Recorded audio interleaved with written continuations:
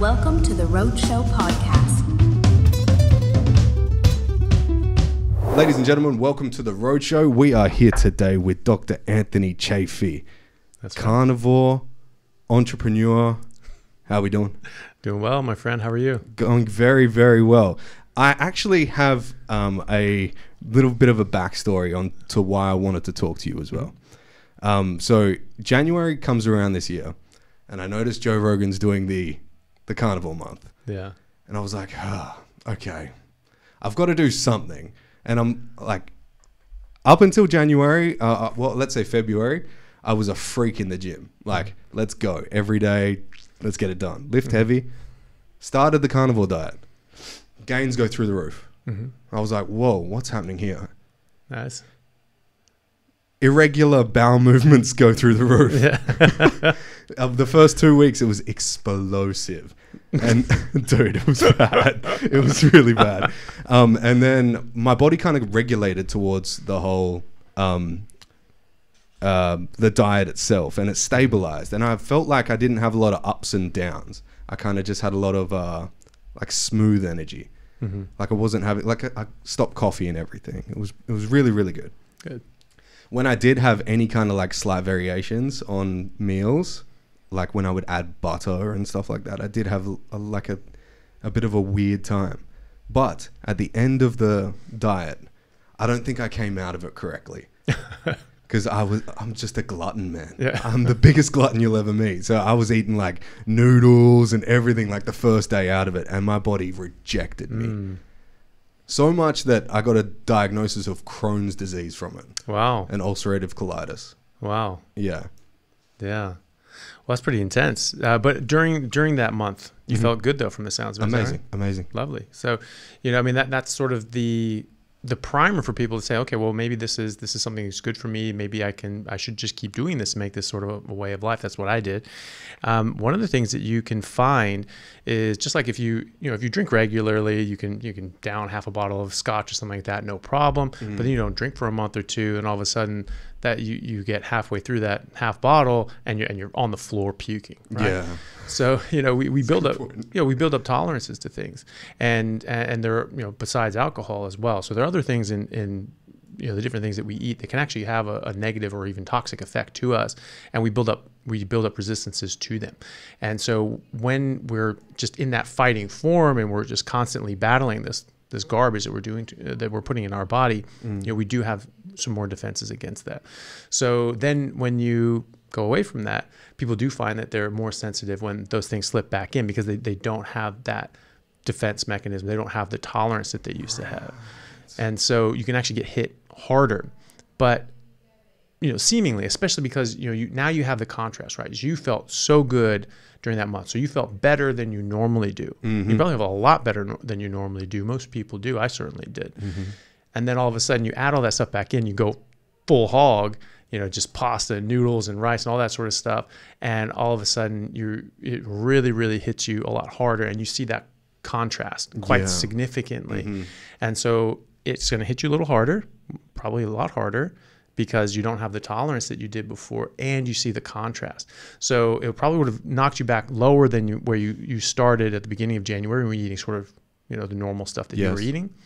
It probably got you lower than that. But if you ate all that crap and you went lower than you were like in December, probably wouldn't be like, oh yeah, I don't really feel that great. But that's in relation to how you normally feel, because you normally didn't feel all that great as compared to where you felt when you were on a full carnivore diet, because that's how you should feel all the time, because that's how our bodies are naturally designed to work. That's biologically what we're designed to eat. And so we're not putting in a bunch of toxins and problems in our body that's going to disrupt our normal physiology. They call that hormesis, right? The state of like, if you're having a regular variable diet of plants and vegetables, you're getting a bunch of like hormetic responses from different plants, right? That's the cop out of the day by the vegan Is community. it? Oh, okay. So like when I first started talking about this, I was just pointing out that plants use defense chemicals to protect themselves, and that's what they do. It's a biological fact. You can read that in any botany book. Yeah, right. I'm pretty sure Paul Saladino spits that fact a lot. He does, yeah. And you know, he wrote a book on it and talked a lot about this stuff. So this is a hard fact in a hard science of biology, botany, right? You just look this up, and so a lot of people, they don't have. Well, how can you say that? Well, that's just their own, you know, them just not knowing that. They haven't studied that, and they think it sounds far fetched, but it's not. It's actually a hard fact. You can look this up in textbooks, and you can think about it conceptually, right? We get lost in the woods, and you run out of food. You can't just eat any random plant, right? Most of them will make you very sick or even kill you, and that's why we call most plants on Earth inedible. Right? Correct. So it's edible, inedible. Why is it inedible? Well, because it has poisons. It has poisons that will kill you. Well, you know, people that smoke and drink, well, they don't die that day. Well, obviously, smoking and drinking, but well, that's not poison then, right? But that's the same argument they make about spinach, right? They say, well, spinach, I had a spinach salad the other day. I didn't die. Like, yeah, right. But you didn't die when you smoked a pack of cigarettes either. Yeah, true. You didn't die when you had a bottle of whiskey either. But over the years, this will build up the harm and the damage to your body. And we can deal with some of it. Right. But we're eating more and more and more of this stuff, especially because people are saying you need to go plant-based. And so we're inundating ourselves with even more, and our bodies aren't being able to handle it very well. Oxalates are a good example of this. We can't really clear these things. We have a number of different ways, you know, that people, when they've been poor and they haven't been able to access meat as much as like the more wealthy classes, they have figured out ways of using plants and detoxifying them a bit more, making them more bioavailable in their nutrient supply. And but not all things can be detoxified. So like oxalates, you can't really cook them out. You can't really detoxify these things. What is an oxalate? Oxalate is a defense chemical. This is a defense that plants use to stop animals and insects from eating them and deter them, or even from pathogens and fungus and things like that would be invasive and try to eat the plant. And so they release these oxalates that are toxic to other forms of life that are trying to eat them. Right. So this can make oxalic acid. Some people have heard of that. I have, yes. So that you eat oxalate, that can actually turn into oxalic acid in your bloodstream. Yeah, okay. And it's also it can chelate different minerals, right? So it binds to them. Basically, irreversibly, we can't really break that bond. So it will bind magnesium, calcium, things like that, strip that out of your system. And so that actually strip out of your bones, because you have to keep a level of calcium, a certain level of calcium in your serum. And so your oxalates are stripping those out. And then you have to pull from your bones, which is a huge store of calcium in your body, in order to replace and maintain your serum, so you can get osteopenic, osteoporotic, but that's decades down the line, right? So this is causing harm the whole time. What about 75% of kidney stones are calcium oxalate stones? And they say, oh, it's because too much calcium. No, it's too much oxalates, right? Oh, shit. Yeah. So, we make some oxalates as sort of a breakdown product of different things, but it's like 2 milligrams or something like that from breakdown of protein, amino acids, and collagen and things like that. Vitamin C, people who take an abundance of vitamin C, that can actually turn into oxalates as well. But then the majority of where we get this stuff is in the plants that we eat, because this is just a natural defense of the plant. So and we've known about the toxicity of oxalates in the medical literature for literally hundreds of years. And going into the 1990s and 2000s, there have been peer-reviewed publications of people going like, hey, we are not paying attention to oxalates as much as we should. This stuff is toxic. We really need to be aware of this. We're calling things, gout and things like that. I mean, like in the 1990s, the head of, I believe it was the head of the Journal of the American Medical Association, published his own paper saying, hey, we're talking about gout as only being these uric acid crystals, because that's not gout. Gout has 5 different kinds of crystals that can form in your joints, one of them being oxalate crystals. Right. And so you can have oxalate toxicity that forms into gout, but we just go, oh, gout. And then we call it pseudo gout, just anything that's not uric acid, it has to be pseudo gout. So they've sort of changed the names on that. But that was something that has been well described, well documented, going back literally centuries, and even to the point that we know how much is basically too much. So if you get above 150 to 200 milligrams a day, that's sort of too much. That's sort of overloading your system. You're not really able to clear it that well. Is that from the actual plant material itself? So 150 to 200 milligrams of plant material, or is that for the actual ingesting the oxalates? Yeah. Oxalates themselves. Yeah, exactly. So how much do they like normally take up in plant material? Yeah, so it's different. Yeah, so some plants are quite low in oxalates. Right. Some don't. Not all plants use oxalates, but most have like a little bit, and some just have a small amount. Is that like polyphenols and stuff? Like, is that what oxalates come from? So oxalates are their own. Their own complete different chemical. Yeah, exactly. And there's different kinds of oxalates, but like they're its own class. Okay. Yeah, right. And so, but there are certain things that have very high oxalates. So, like sweet potato, I think like a cup of sweet potato has, a couple 100 milligrams.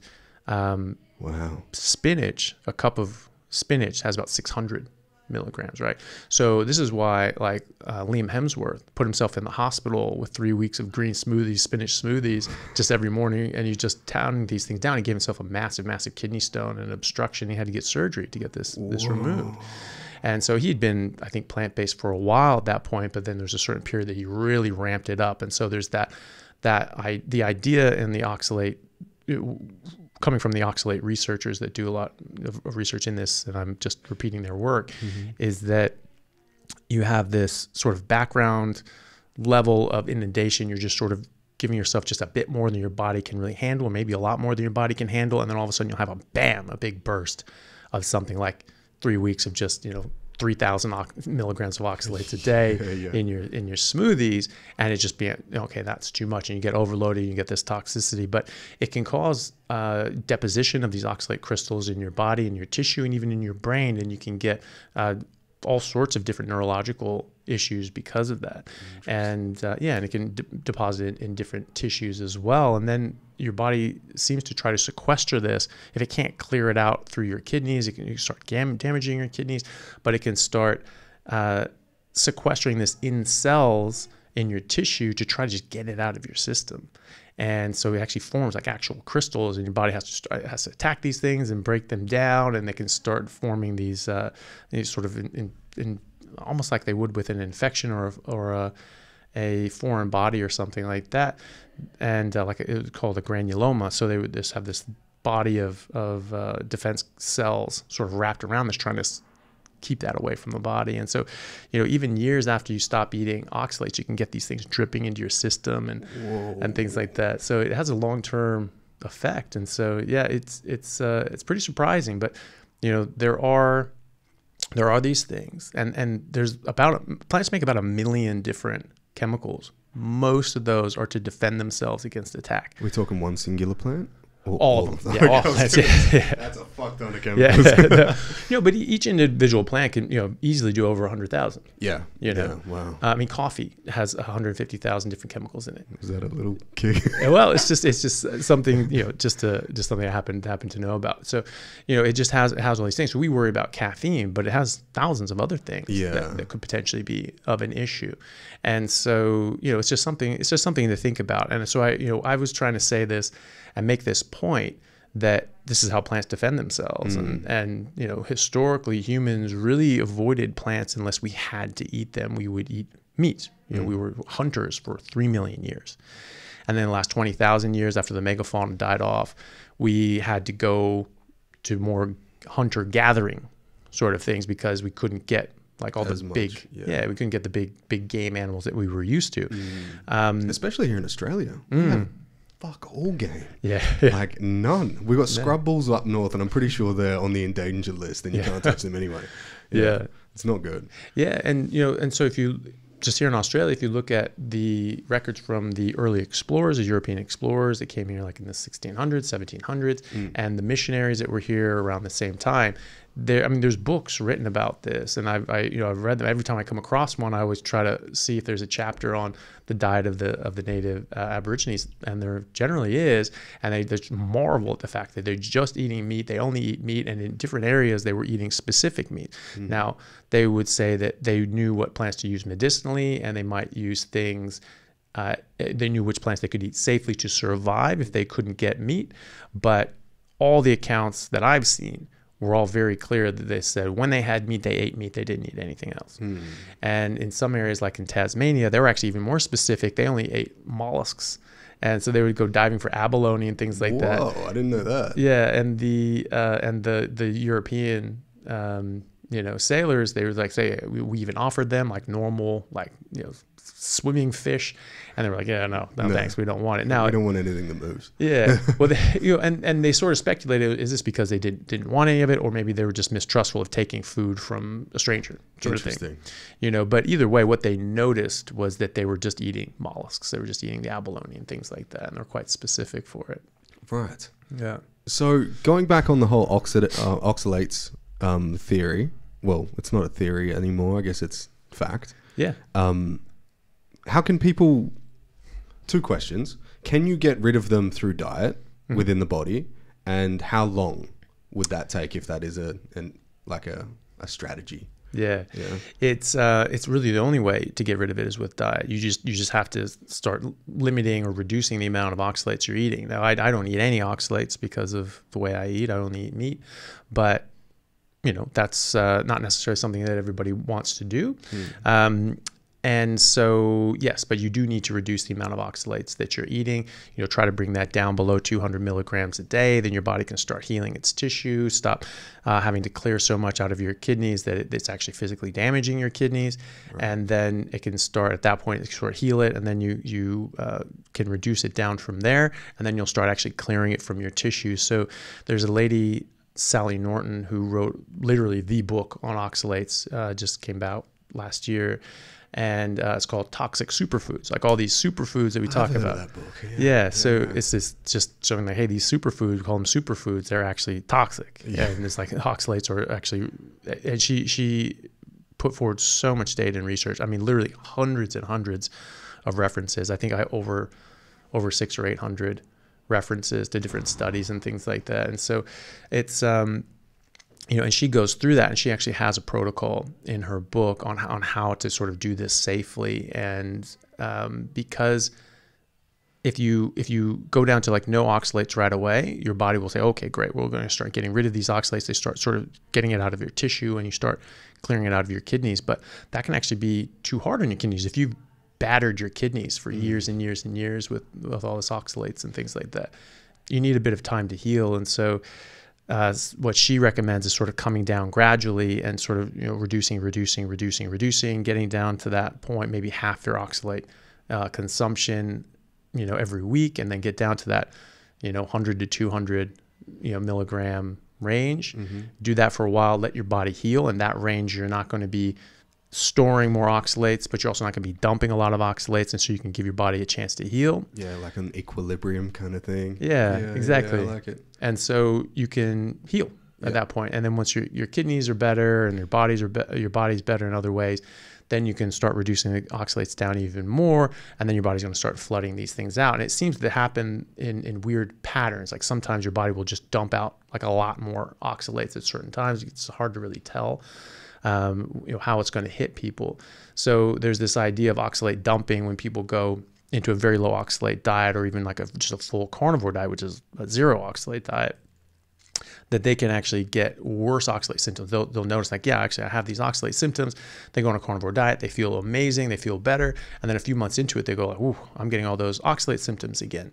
And that's, because their body's sort of dumping this stuff out. Now, I haven't noticed that myself. Or in my patients, I haven't noticed a huge number of those. I certainly have seen that in some people that, a year or two down the line, or even 6 months down the line, they're doing great. And they're like, wow, I'm having these problems. Sometimes there's other issues that we can sort of troubleshoot, and they get back on track and everything's fine. Right. And other times we do all the troubleshooting, we take care of all the basics, they're doing everything right, everything's going great, they're still having a problem, we go, okay, well, we need to think about oxalates, because oxalates the oxalate dumping, oxalate toxicity, it can affect any organ in your body. Right. And so it's very vague. And so, it's one of those things that I think that you sort of have to come to, you need to think about. It needs to be on your differential, but there are obviously other things that can cause these things too. So you knock those things out. Okay, it's none of those things. Great. Let's think of oxalates. And then I've put a couple people on that protocol that Sally Norton recommends, and they got better. Okay. A lot of the other ones we troubleshot, and it was something else. But that was in the back of my mind. What if this is oxalates? One thing that Sally said is that if someone's having like a high calcium diet, because calcium can actually help you get rid of oxalates, because the oxalates bind to the calcium and strip that out. So if you're taking in calcium supplements, or maybe having a lot of dairy or something like that, other things that contain a lot of calcium, that can actually cause more oxalates to start coming out and shedding. Interesting. Because combined to the calcium. Yeah. So you can digestively get rid of them through taking in more calcium, but it would incur more issues. It could, yeah, especially at the level of the kidney, right? Because that's where you're going to excrete it from. Yes.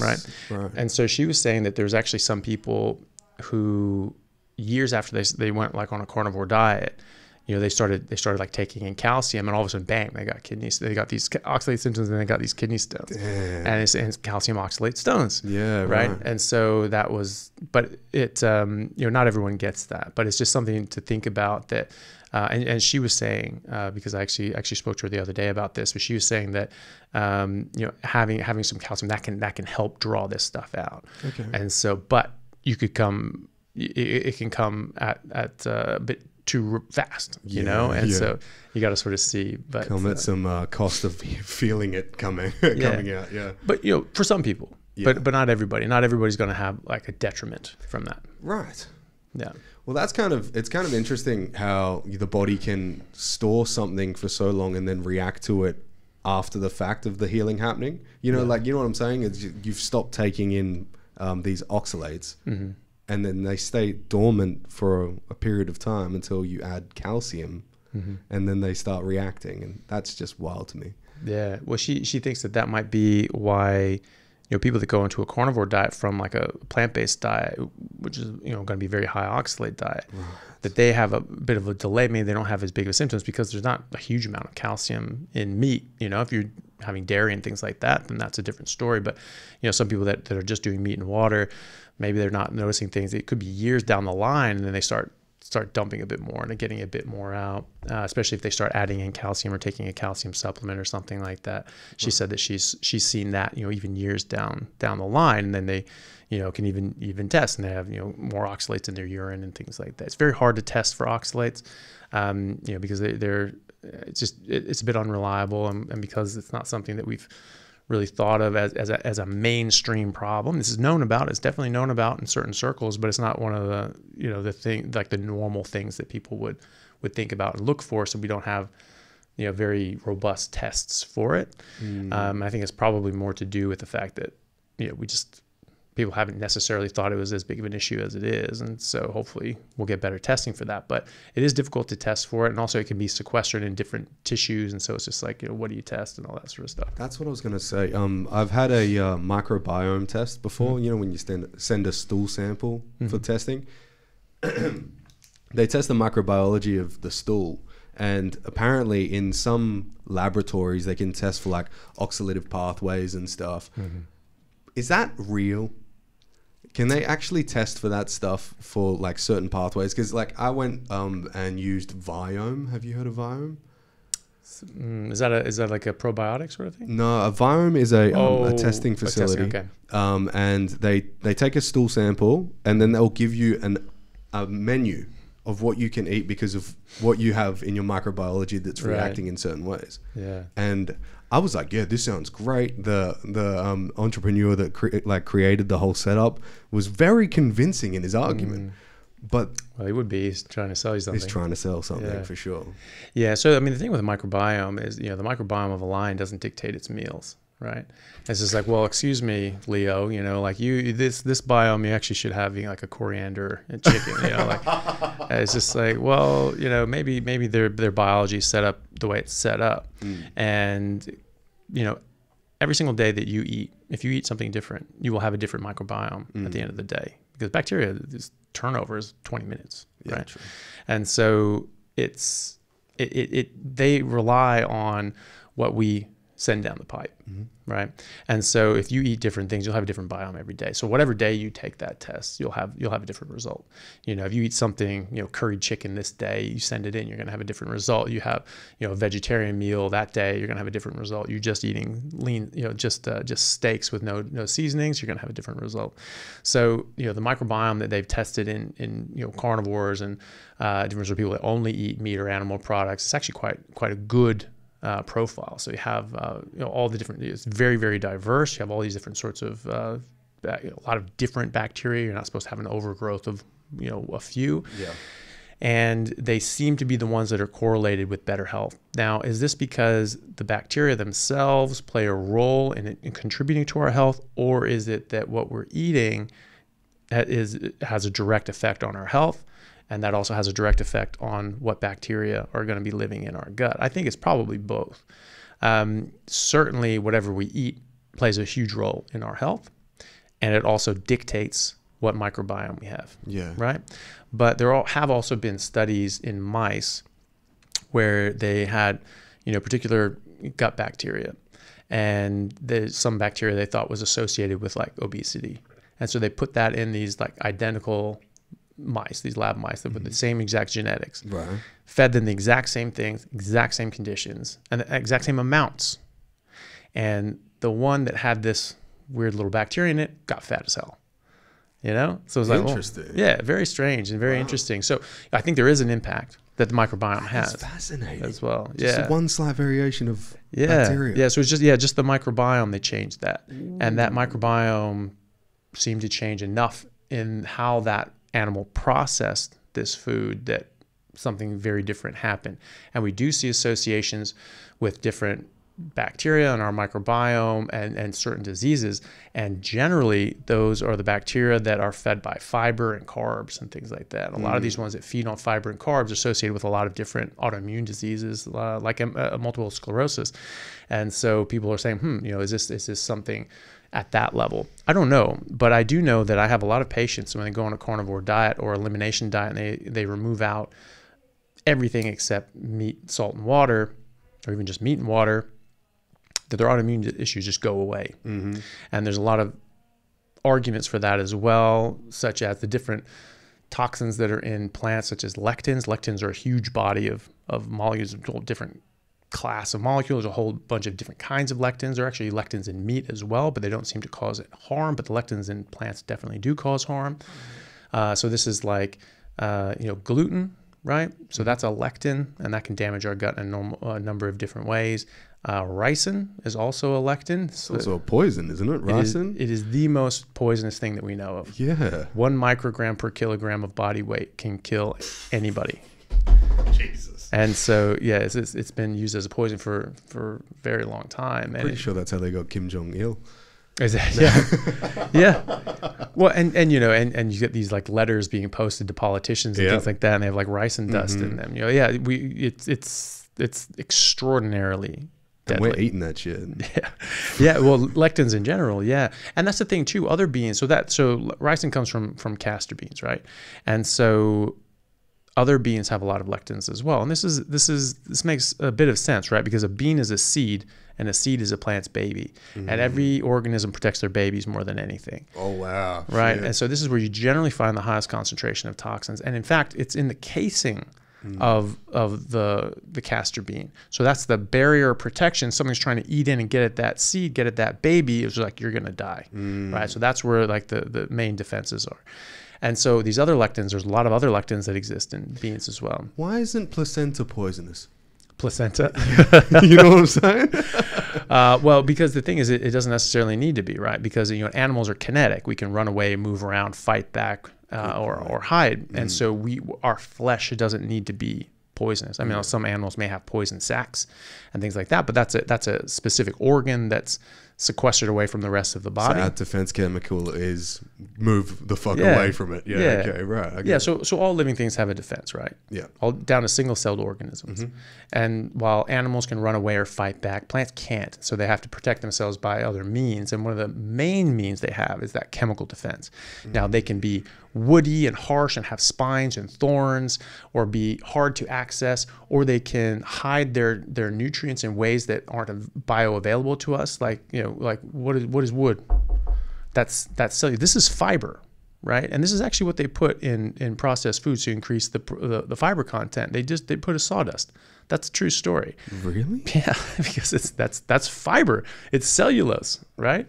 And so they put sawdust in this filth, and because that's been classed as an essential nutrient now.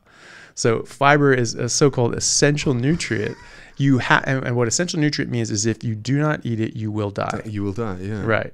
And so, yeah, I mean, tell that to the Inuit, right? Like, there's no fiber to eat up there anyway. No. And it's not even a tree. No, exactly.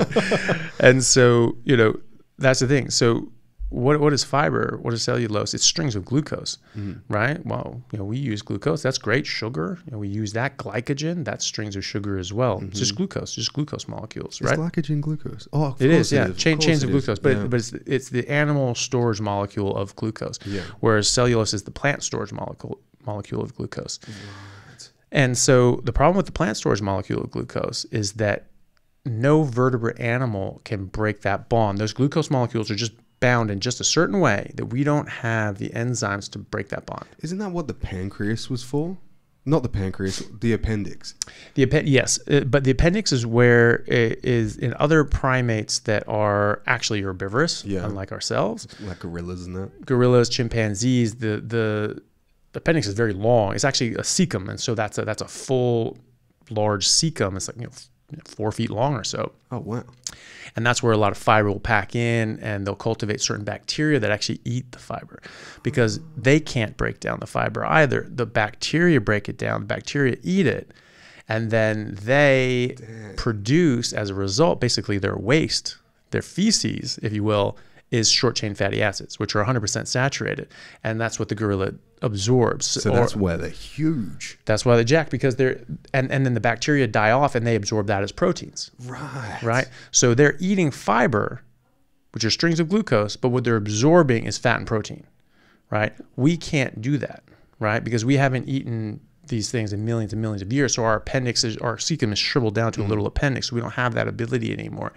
And so we need to get fat and protein from something else. Fat and protein runs the animal kingdom, really mostly fat, because gorillas that just eat green leaves, they get 70% of their calories from saturated fat, from those short chain fatty acids. Cows get nearly 80%. And primates, the larger the brain of the primate, the larger proportion of fat is in their diet. So gorillas actually have the smallest brain in proportion to their body, and they get 70%. All other primates get more of that, more of a higher percentage of fat in their diet as a calorie. So is that kind of why the whole fat-free thing really ruined the IQ of society? Probably did.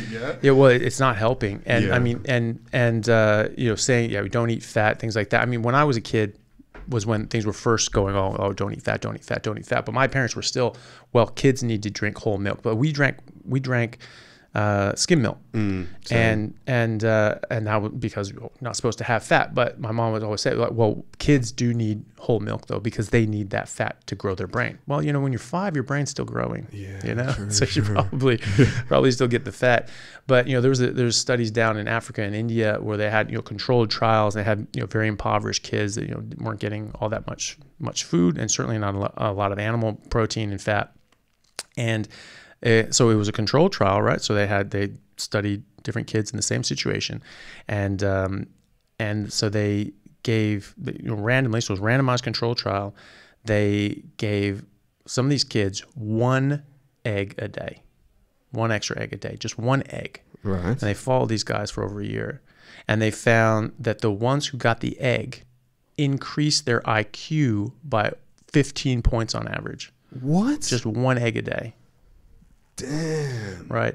So they want to do that as a campaign to sort of impress upon the parents of these children, because people would raise chickens to grow eggs so they could sell the eggs because they were desperate for money. Yeah. And they were like, hey, really hold back at least 1 egg a day. This is really important to your kid's development. And so that was what that was used for, but I think it's very useful for everyone else to understand as well. That's how vital and important animal nutrition is, and animal source nutrients and fat and protein are. And the bioavailability is all there. Like an egg is a perfect protein. It has all the proteins that you need in the exact proportion that you need them. It has all the fat and cholesterol that you need because that's all the nutrients that you need to grow a new animal life, right? It's all right there, all packaged. And now people are saying, well, actually all those things are toxic and cancerous. Well, then why doesn't that grow into a cancer cell instead of a chicken? Yeah. Right? Yeah. What's the argument between raw egg, because I've heard it a bunch of times, people that drink raw eggs and then cook eggs. Is there a difference between how you consume them?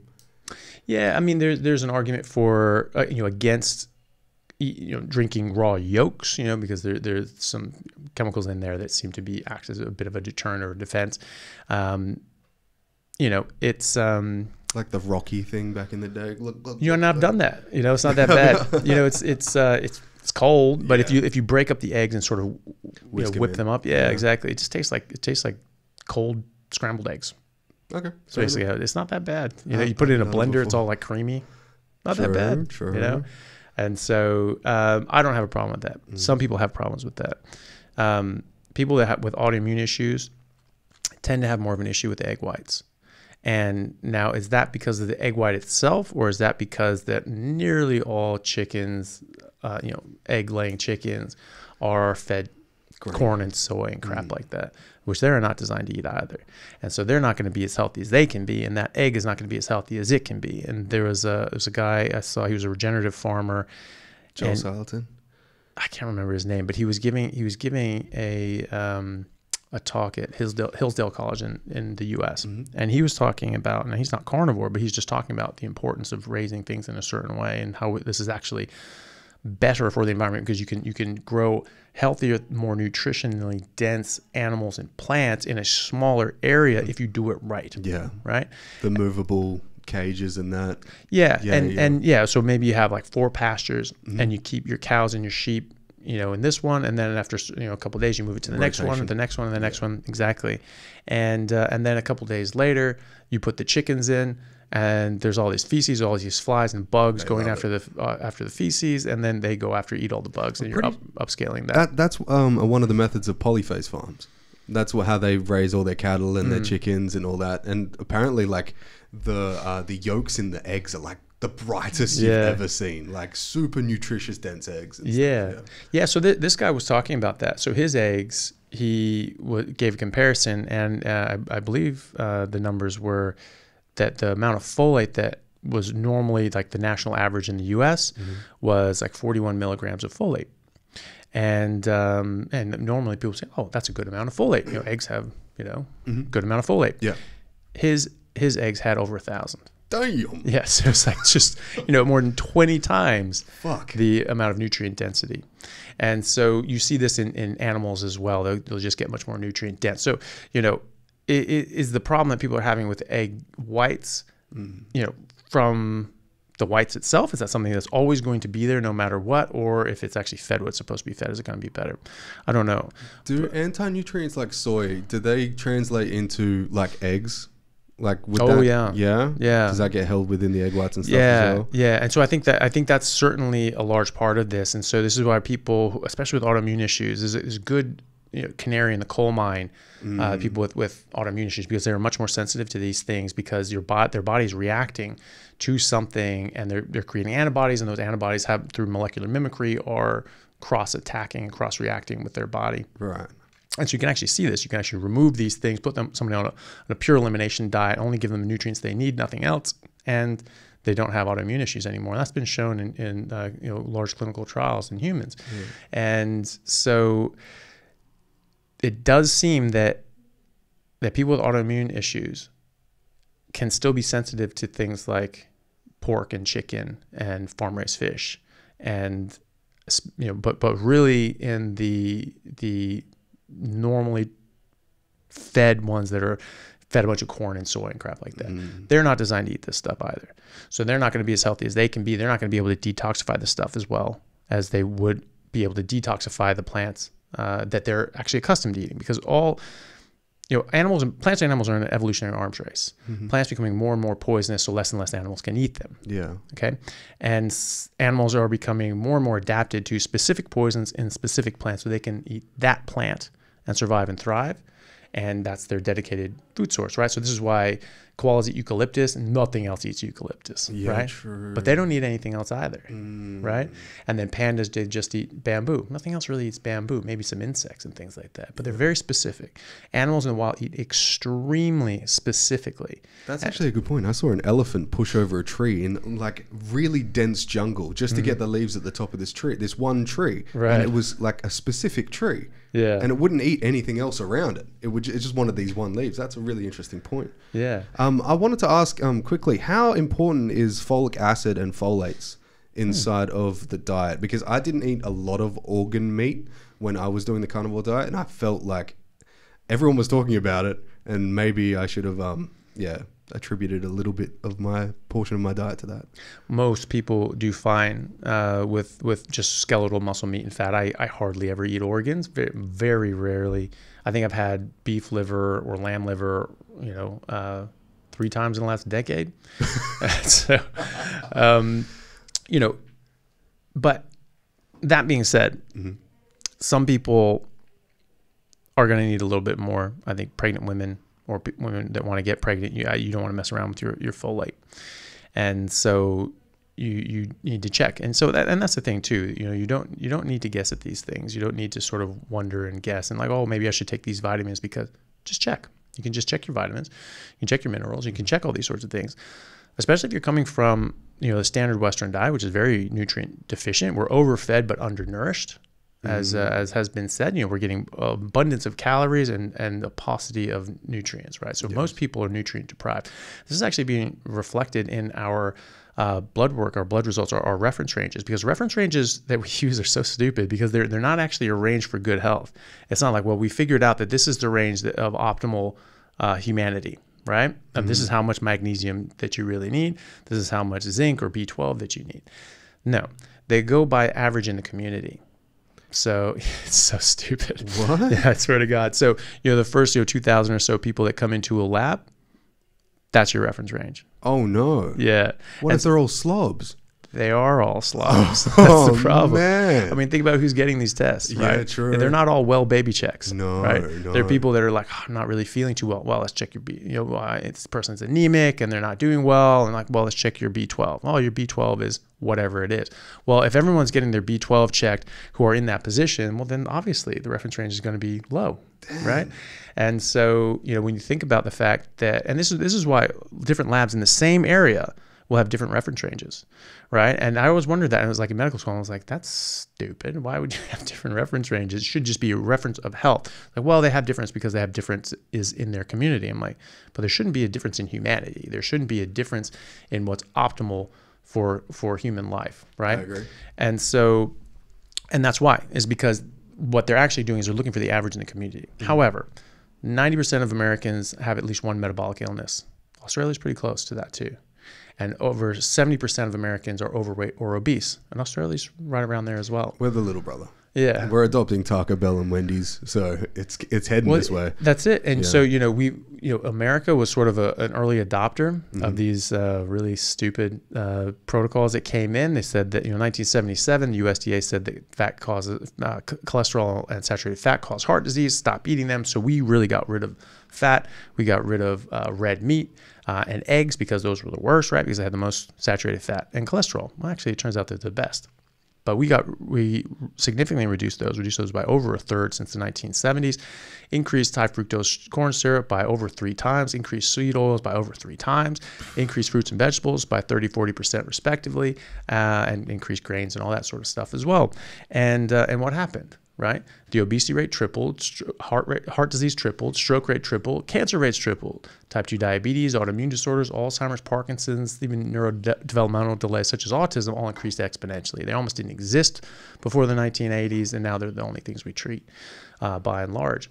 And, but then the UK followed suit in 1983, and other Western countries followed suit after that. So we're at the head of that rush, into hell, but everyone else is close behind, right? And so if you're looking at reference ranges, that's not what you want to look at. You don't want to look at a reference range for the average, because the average person is sick. The average person is unwell.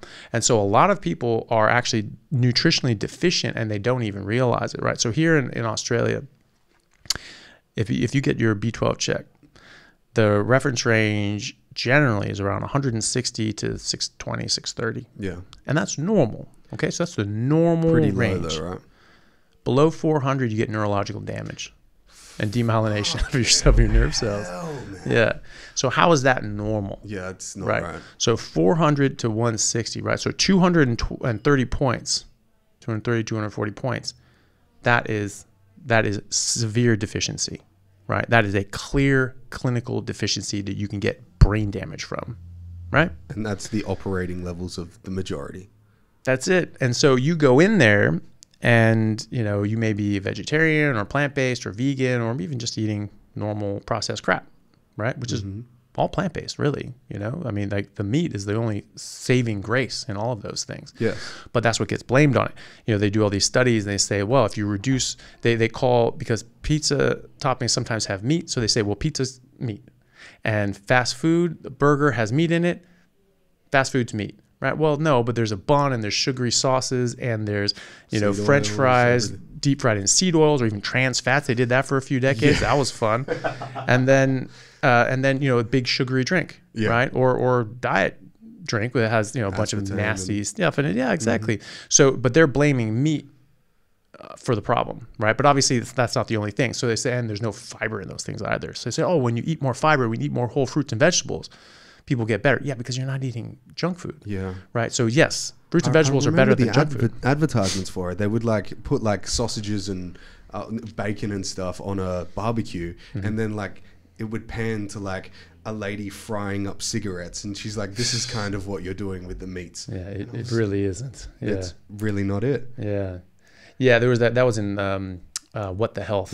That's such a filthy, rotten movie. Here's a question I've got for you. Yeah. I watched What the Health and I stopped drinking milk because somewhere near the end of it, they were saying that whole raw milk contained, I think it was 1,000 parts per million of pus. And I hear information now that whole raw milk is the best milk that you can get. So much so that it's actually hard to find. And for some reason illegal in Australia. And illegal. Yeah. Right. Yeah. What the hell is that about? Yeah. Well, yeah. I don't know why they went with that, but why they made it illegal. But it's no. I mean, look, we're mammals. Mammals drink milk, right? You don't necessarily drink it after you're weaned, but to argue that milk, which is literally the stuff of life for mammals, is somehow toxic and dangerous, and oh my god, it looks like pus. I mean, first of all, who gives a shit? It's oh, you look in the microscope, it looks like pus. Fucking I mean, does that mean it's bad for me? Everything under a microscope looks bad. It's just who cares? And the Game Changers thing. They say oh, this guy had a bean burrito and this guy had a meat burrito, and then we took their blood and we spun it and we spun it in a centrifuge. Oh, look at this one. This one looks so good. It looks so nice. Oh, this one's gross. To who? Yeah. What? I mean, what objective markers are you saying? Well, this one looks good and that one looks bad. Yeah. But they said this one looks terrible. Oh, this one looks horrible. Says who? Yeah, and then people watching that go oh, that one looks bad. To who? Because I can tell you that one thing we definitely don't do in medicine is centrifuge these things and go, let me take a look at that. I have never once done that. You don't do that? No. I've done that in chemistry class in my undergrad, and then we looked at these sorts of things, but no, that's ridiculous. That's a ridiculous thing to say, and it's making just a bizarre claim. Oh my God, it has all this stuff with pus. Okay, what is pus? Pus are I mean, this is just pissing me off more than I say it, but what is pus, right? Pus are your white cells. Sure. They're your immune cells. What is milk providing to the baby animal? It's providing, immunity. Yes. Yeah. So it's actually conferring and passing on the immune system of the mother. onto the child, and you do this in the form of immune cells, and also in antibodies, right? True. So the baby is protected from what the mom is protected from, right? And so, oh my God, there's all this, it's crazy. Yeah, it's supposed to be there, dude. Yeah, you know, it's an environmental thing, right? Because the mother also would have a reflection in a microbiome from, well, not even just in the microbiome, in the whole system of the cow, from the environment that she lives in. Yeah. So like all of the stress hormones, everything like that. So I'm guessing when a calf sucks on the teat of a cow, it's also realizing, actually, we're getting a lot of, what would you call it? Cortisol and stuff like that. So like, oh shit, we're in a stressful environment. Maybe, I don't know. Well, I mean, a mom, in the wild, the mom's nipple is not going to be clean. You're going to get, a bit of like, the surface bacteria, but like, your biome, we have tons of bacteria in and on us at all times. And, you cultivate a different, microbiome on you and around you and in your mouth and in your intestines, in your private parts, that depending on how healthy you are and what you eat, this is why, women may have, like a yeast infection, candida infection, because their microbiome in their vagina becomes out of whack and they can't sort of hold off these weird things. And you get that in your mouth as well. People get cavities and things like that. That's from having incorrect bacteria in your mouth that then damage and eat away at your enamel. And that comes from eating carbohydrates and fiber and things like that. Yeah, true. And so when, think about an animal in the wild with their teeth. You lose your teeth in the wild, you're dead. Like you can't eat, you can't fight, you can't hunt, you can't do anything. All right, you're done. Okay, so when that happens, that's a big deal, right? So animals, they don't have dentists, right? They don't have a pack of benevolent veterinary dentists going around like cleaning teeth and things like that, and tranquilizing lions and leopards and like scrubbing their teeth in their sleep. But they always seem to have really, really clean teeth. They do, yeah, and always straight. Yeah. Good point, because why are we the only animal that have crooked teeth? Yeah. Crooked, broken, yellow, rotting teeth, right? Because we're eating the wrong things.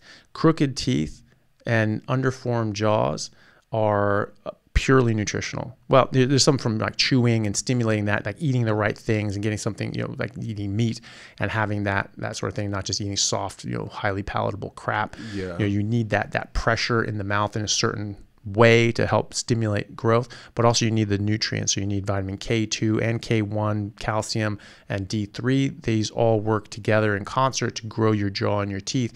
And if you don't get enough of that, and most people are not getting enough vitamin K2, which is only fat soluble, it only comes from animals. People say, oh, there's a whole bunch of vitamin K and kale and things like that. They have vitamin K1. We need vitamin K2. Right. And there's only about a 1% conversion from K1 to K2. And so you're just not going to get it. And vitamin K also makes vitamin D3 more bioavailable, correct? Yeah, it has a lot of interactions with calcium as well as vitamin D as well. This is why you'll generally see vitamin D3 come with K2. Yeah, exactly. Yeah. And so very important vitamin, right? It also has to do with coagulation in our blood. This is a precursor to our coagulation factors in our blood. Right. And so like warfarin counteracts that, knocks out vitamin K2, and so we can't make as much coagulation factors. So that's how that works. And so if you're not getting enough of this stuff, you're going to get crooked teeth, you're going to get smaller jaw, you're not going to get your wisdom teeth in. Yeah. All the fossils before the agricultural revolution, big wide jaws, all had the wisdom teeth, all had full sets of teeth. In fact, some of the remains that we have are really only teeth. Because everything else went away and the teeth were there. There's the hardest part of the body. And they didn't rot, they didn't go away, they didn't get cavities, they didn't get crooked teeth. And then the agricultural revolution came, there's a clear split. So archaeologists can actually tell the difference between a skull before and after the agricultural revolution.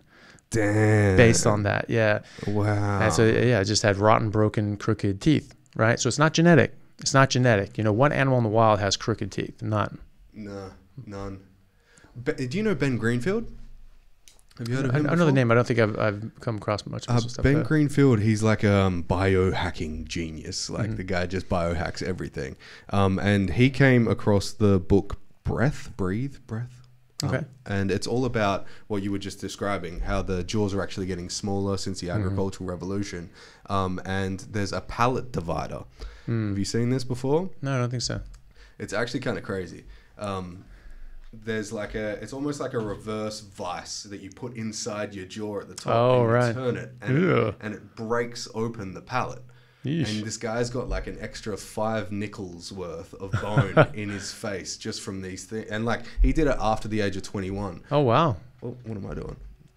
Trust me, having to Google. I normally have a dude sitting there, but we're moving this whole studio. So I was like, don't worry about coming in today. I can always edit this out.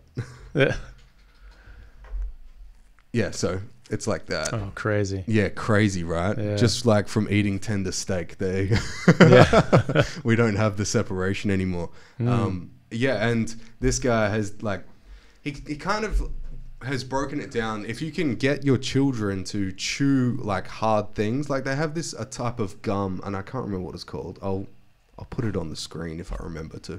And it's non-nutrient based, and it doesn't have any kind of like, I think it's like proper for carnivore people, you know? Yeah. And you just chew it only on the one side. Apparently, if you chew on both sides at the same time, it can be a stress response.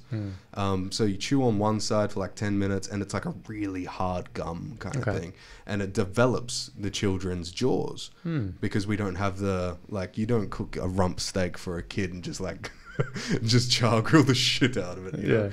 Kids won't eat it. Yeah.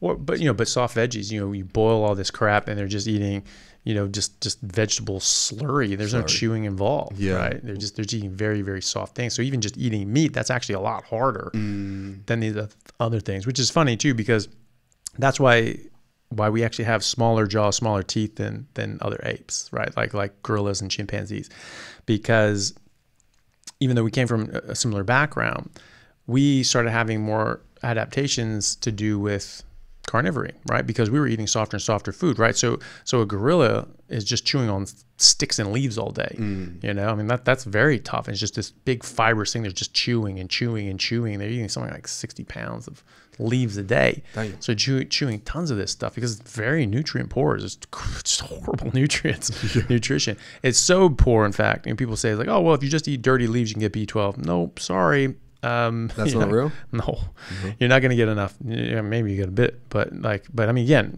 like a vegan sort of has a B12 of 200. They're, oh, it's perfectly fine with what I'm doing. It's not.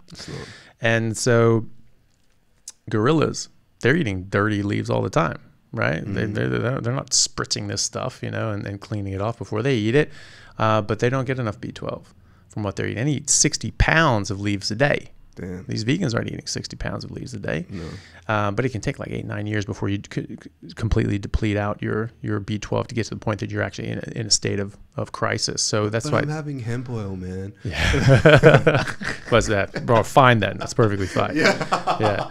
Because that's obviously what we evolved on, was hemp oil, and get all of the nutrients that you need from that. And so gorillas, they don't get all the B12 that they need from eating that. So we're definitely not going to. No, and one of the arguments that people make is like, oh, well, actually, there's some bacteria in your gut that can make B12, so that's fine. Okay, that bacteria is in your colon. You absorb B12 in your small intestine, just like a gorilla does, right?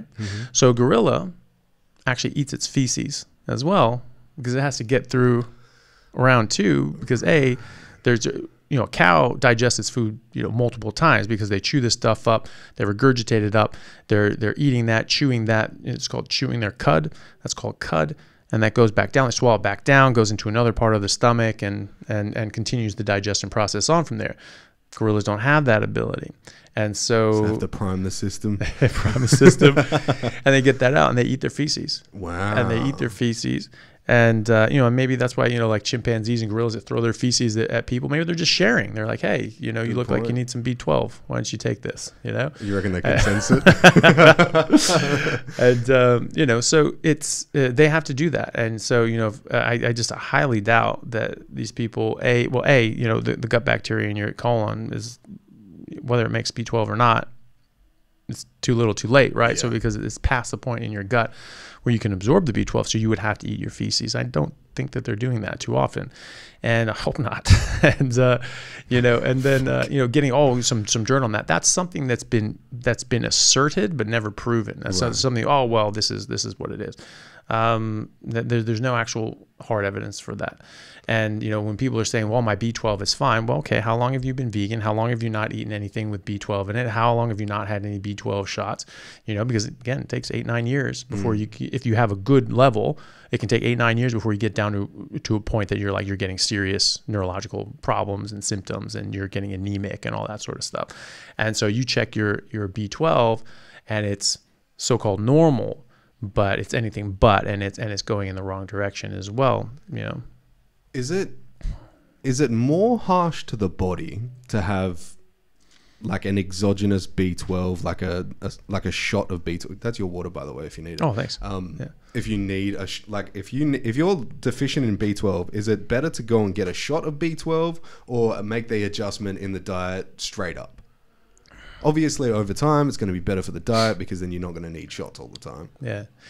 Well, you might need both, right? And so, if I have a patient and their B12 is under 400, I'm giving them a shot. Yeah. Okay. Yeah, and I'm telling them change your diet, but you need to get that level up because that's actually at a point of actual deficiency where you can cause neurological damage. There's even an interesting study out of Oxford in 2008. Where they found they followed a lot of people, and one of the cohorts was a group of vegans, and they just started veganism. They followed them for 5 years after they'd gone vegan, and they found, and they did MRIs, and they studied their brain and their spinal cord, and they actually found that their brains had shrunk in size by over 5% on average, right? And so they attributed that to the reduction in the B12, right? Because this below 400 can cause demyelination. We actually see this in neurosurgery, which I work in neurosurgery. We actually see this. So like vegans and vegetarians have these like thinned out cords, spinal cords and things like that. Yeah, the long-term vegans do. Yeah. Is that because of like lower amounts of omega-6s and omega-3s as well? Because you're not getting as much fish oil and all that stuff as well? The omega-6 to a 3 ratio is terrible in plants. It's absolutely wretched. And, the more omega-6s you have, so you need omega-6s, you need omega-3s, you die without either, but you need far less omega-6s than what we're actually getting. And it's the same enzyme that processes both omega-3 and omega-6. And if you have an abundance of omega-6s, you can actually use up all of those enzymes. So even if you have omega-3s and maybe enough omega-3s, it's not getting processed because you run out of that enzyme because it's been used up by all the omega-6s, and maybe you have even more omega-6s that's still drowning things out. And so in meat, it's a much, much, much better omega-6 to omega-3 ratio, much better. And so that's a major problem because the downstream products of omega-6s are extremely pro-inflammatory. That can cause a lot of issues. In fact, the end downstream products of omega-6s are actually what like the COX inhibitors target. So like, ibuprofen, naproxen, and gosh, what do you guys call it here? I'm blanking. Nurofen, right? So all those anti-inflammatories, they block the end products of omega-6 production, right? So that's what they do, and you need those molecules to a certain degree, right? But you get an abundance of these things, you can cause increased inflammation, you can cause an increased pain. So these inflammatory factors, go into like a nidus, you have like an injury or something like that, or even like a low grade injury, maybe you have like a bit of arthritis in your back or something like that, and that those inflammatory factors go up, they cause more inflammation in that area, and it causes increased pain expression in those areas, and you get more pain. And so then you take these COX-2 inhibitors, and that blocks those things, and so that reduces that inflammatory response and reduces that pain signal. So that's how that reduces pain, is by reducing that inflammation. But if you didn't have that inflammation in the first place, you wouldn't have the pain. And I heard like for toleration as well, like over time, if you continued on with those ibuprofens and Nurofen and whatnot, it actually causes more inflammation than it prevents. Yeah, have you heard that? I have, but the thing is too is that I haven't looked too closely into that, but one thing I did hear was because it's an anti-inflammatory, and because it can sort of block out part of our immune system, which is what inflammation is our immune system sort of acting up, that can be normal, right? And so our immune system and our inflammatory system has to do with healing as well. And so there are some suggestions that if you're taking these things long term, you can actually you take it for, like, say, arthritis pain, that can actually speed up the degradation of your cartilage and cause worsening arthritis. So it's sort of a patch, and it takes care of you for a while, and it helps with the pain. But because your body's not able to recycle and heal and repair certain things, your tissues are breaking down a bit faster. So that's been a suggestion. I haven't looked too far into that research, but that is something that I've seen. Would it be correct in saying that the body's response, to let you know that something's wrong, is inflammation, and by reducing the inflammation and not curing what's happening, it's going to let you know in a different way? Like, it would show inflammation, say, if we're talking about arthritis, if you've got bad knees and you're taking these ibuprofens for long enough, and it would start, I don't know, maybe hurting in your ankles now because you haven't fixed your knees, you've just been kind of like, let's push that to the side. Would that be a correct kind of way to say it? Yeah, well, I mean, even physically, I mean, you can get compensation for, like, if you have arthritis in your knee and you're not dealing with that, and then other joints and things like that overcompensate, and they can get worsening wear and tear as a result of that. Right. But, also, if we're focusing on symptom management as opposed to root cause treatment, then the problem's still there and it's getting worse, and we're just covering it up, right? So, the idea is, if there's smoke, there's fire, right? Yeah. But if I blow away the smoke, well, there's no smoke, there's no fire. Yeah. Right? Just embers. Well, no. You've just blown smoke away, the fire's still raging, and actually you're blowing on it. Yeah, it's getting worse. Yeah, and so that can happen too. And so, that's unfortunately a major problem with modern medicine, is that we're in symptom treatment and management. We're in disease management as opposed to disease prevention, as opposed to cures and fixing things. And I think that's a fundamental problem. And that's why I found it so important, this whole how diet and nutrition relates to chronic disease, because I think that is the root cause. I think that we are animals, and the type of animals we are carnivores. We're biologically designed to eat meat, and animals eat a very specific diet, especially when they're eating plants. They eat specific plants. We are not eating specific plants. We are eating all sorts of plants. And if you could argue that maybe we were eating plants 50,000 years ago, 100,000 years ago, 500,000 years ago, maybe you could argue that. But you can't argue that we're eating any of the plants that we're eating now, because they didn't exist back then. Yeah. Right? And so generally what we ate is meat.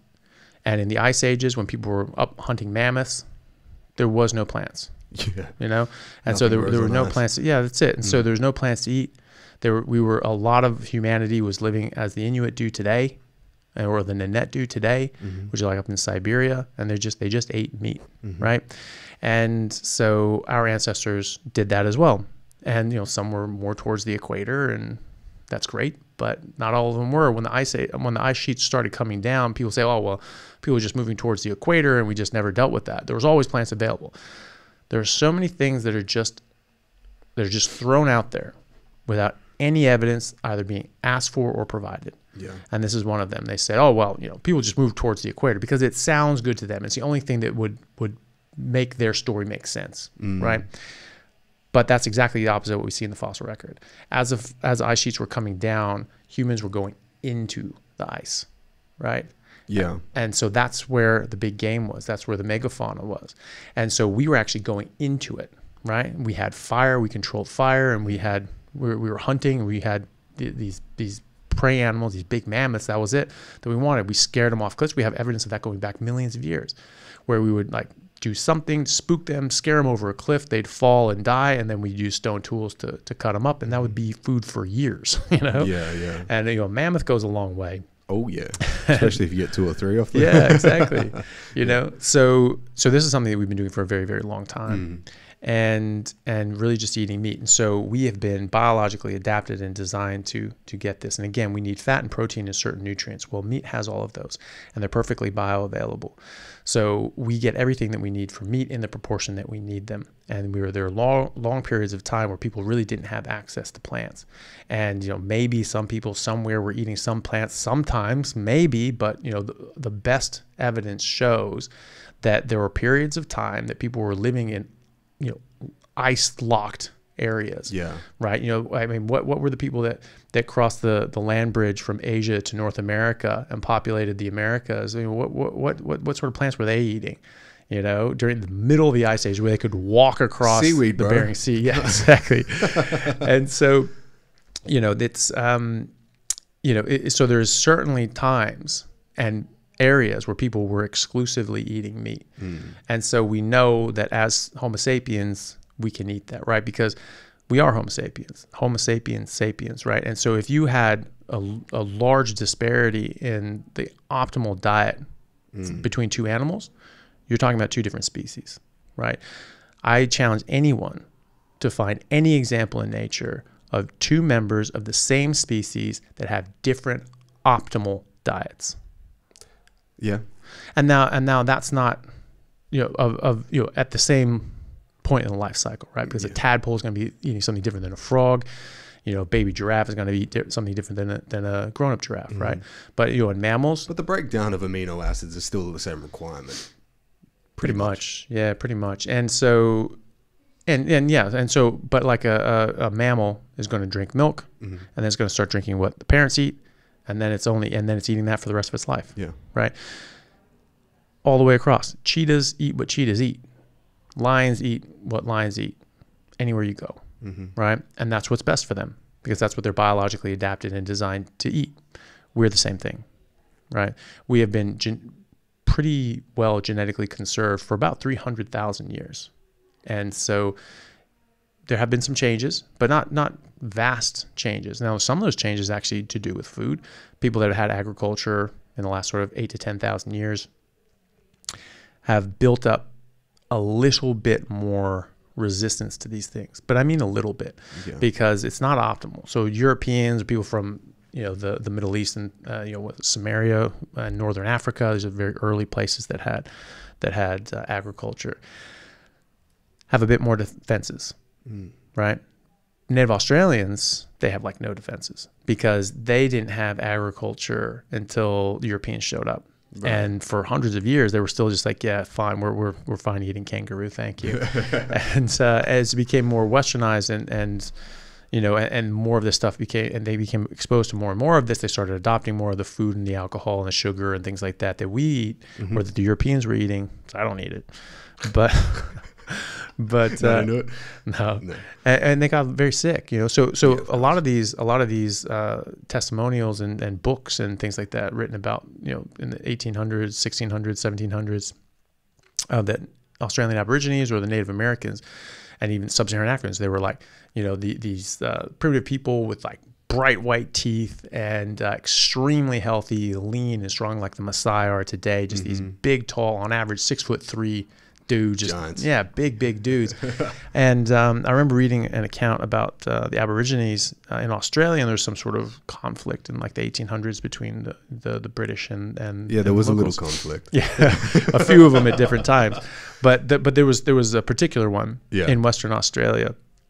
And they found, subsequently, they went and looked at the bones of like the dead Aborigines, and they found that like some of their forearm bones, dense as fuck, right? But longer than their whole arm, right? Jeez. So there's some big bastards, right? Yeah, man. And so, and again, that's not purely genetic. You know, there's epigenetic effects, and so, you know, you're eating the right thing, and you're going to develop to your genetic potential, right? If you're not eating the right thing, you're not going to develop to your potential, and areas that are, you know, undernourished and malnourished and malfed, you know, places have gone through periods of famine and starvation, like, you know, in across Asia and the communist countries, communist socialist countries like Cambodia and Northern Korea, China, all these places that had very short stature, and then those parents go into Australia or to England or to America. They have an abundance of food available. Their kids are 6'4", right? And they're you know, 5 foot something, right? Yeah. And so, you know, the average height of a population denotes the average health of a population. Interesting. Yeah. And so, and again, we're Homo sapiens, right? And so we should have a similar genetic potential for height and development and brain capacity. And since the agricultural revolution, not only our jaws have gotten smaller, our brains have gotten smaller. Right. They've reduced by 11% since the advent of agriculture. Right, and because our brains are not developing. Where do you see that going? if advertisement and stuff is getting so compelling now, that like, you know, McDonald's advert just boosts their revenue 100% over the next year. Yeah. What is the meat industry doing? You know, like are farmers coming out and saying, look, we need to really look at this? Or is it just too much of a farmer fight, like the grain industry's kind of pushing us back? Or, you know? Well, the big food industries are multi-trillion-dollar industries, and they are heavily invested in pharmaceutical industries as well, and vice versa. And I have to cut that out. No, I'm kidding. well, but you know, but think about that. I mean, that's a conflict of interest right there. You know, I mean, you're investing in something like the food that we eat that can cause these diseases that the pharmaceutical industry is treating, right? And so that's a bit of a conflict of interest right there. And so especially because these people are all the ones making the guidelines and the health and nutrition guidelines as well.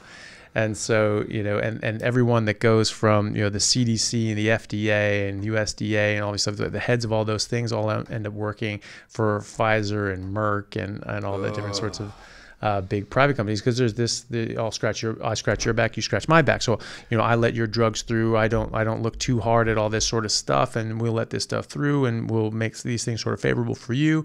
And when I retire in 15 years, I get this cush board position where I basically, you know, show up for a Zoom meeting once a month, and I get paid, you know, $1 million a year sort of thing, and I get stock options.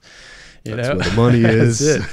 Damn. And so, you know, or whatever their deal is, but it's a bit suspicious that, you know, all these you know, people in the public sector that write the guidelines and allow these things to go through are also just getting these big cushy jobs in the private industry as soon as they're out of there. It's a bit concerning. Now, I mean, these people have a lot of experience. They have a lot of experience working with the FDA and the CDC. They have experience in making money. That's what it is, right? Yeah. That's where like all of the greed and like the want to be the best comes from. Did you see the pyramid, the food pyramid of this year that came out? I think it was January.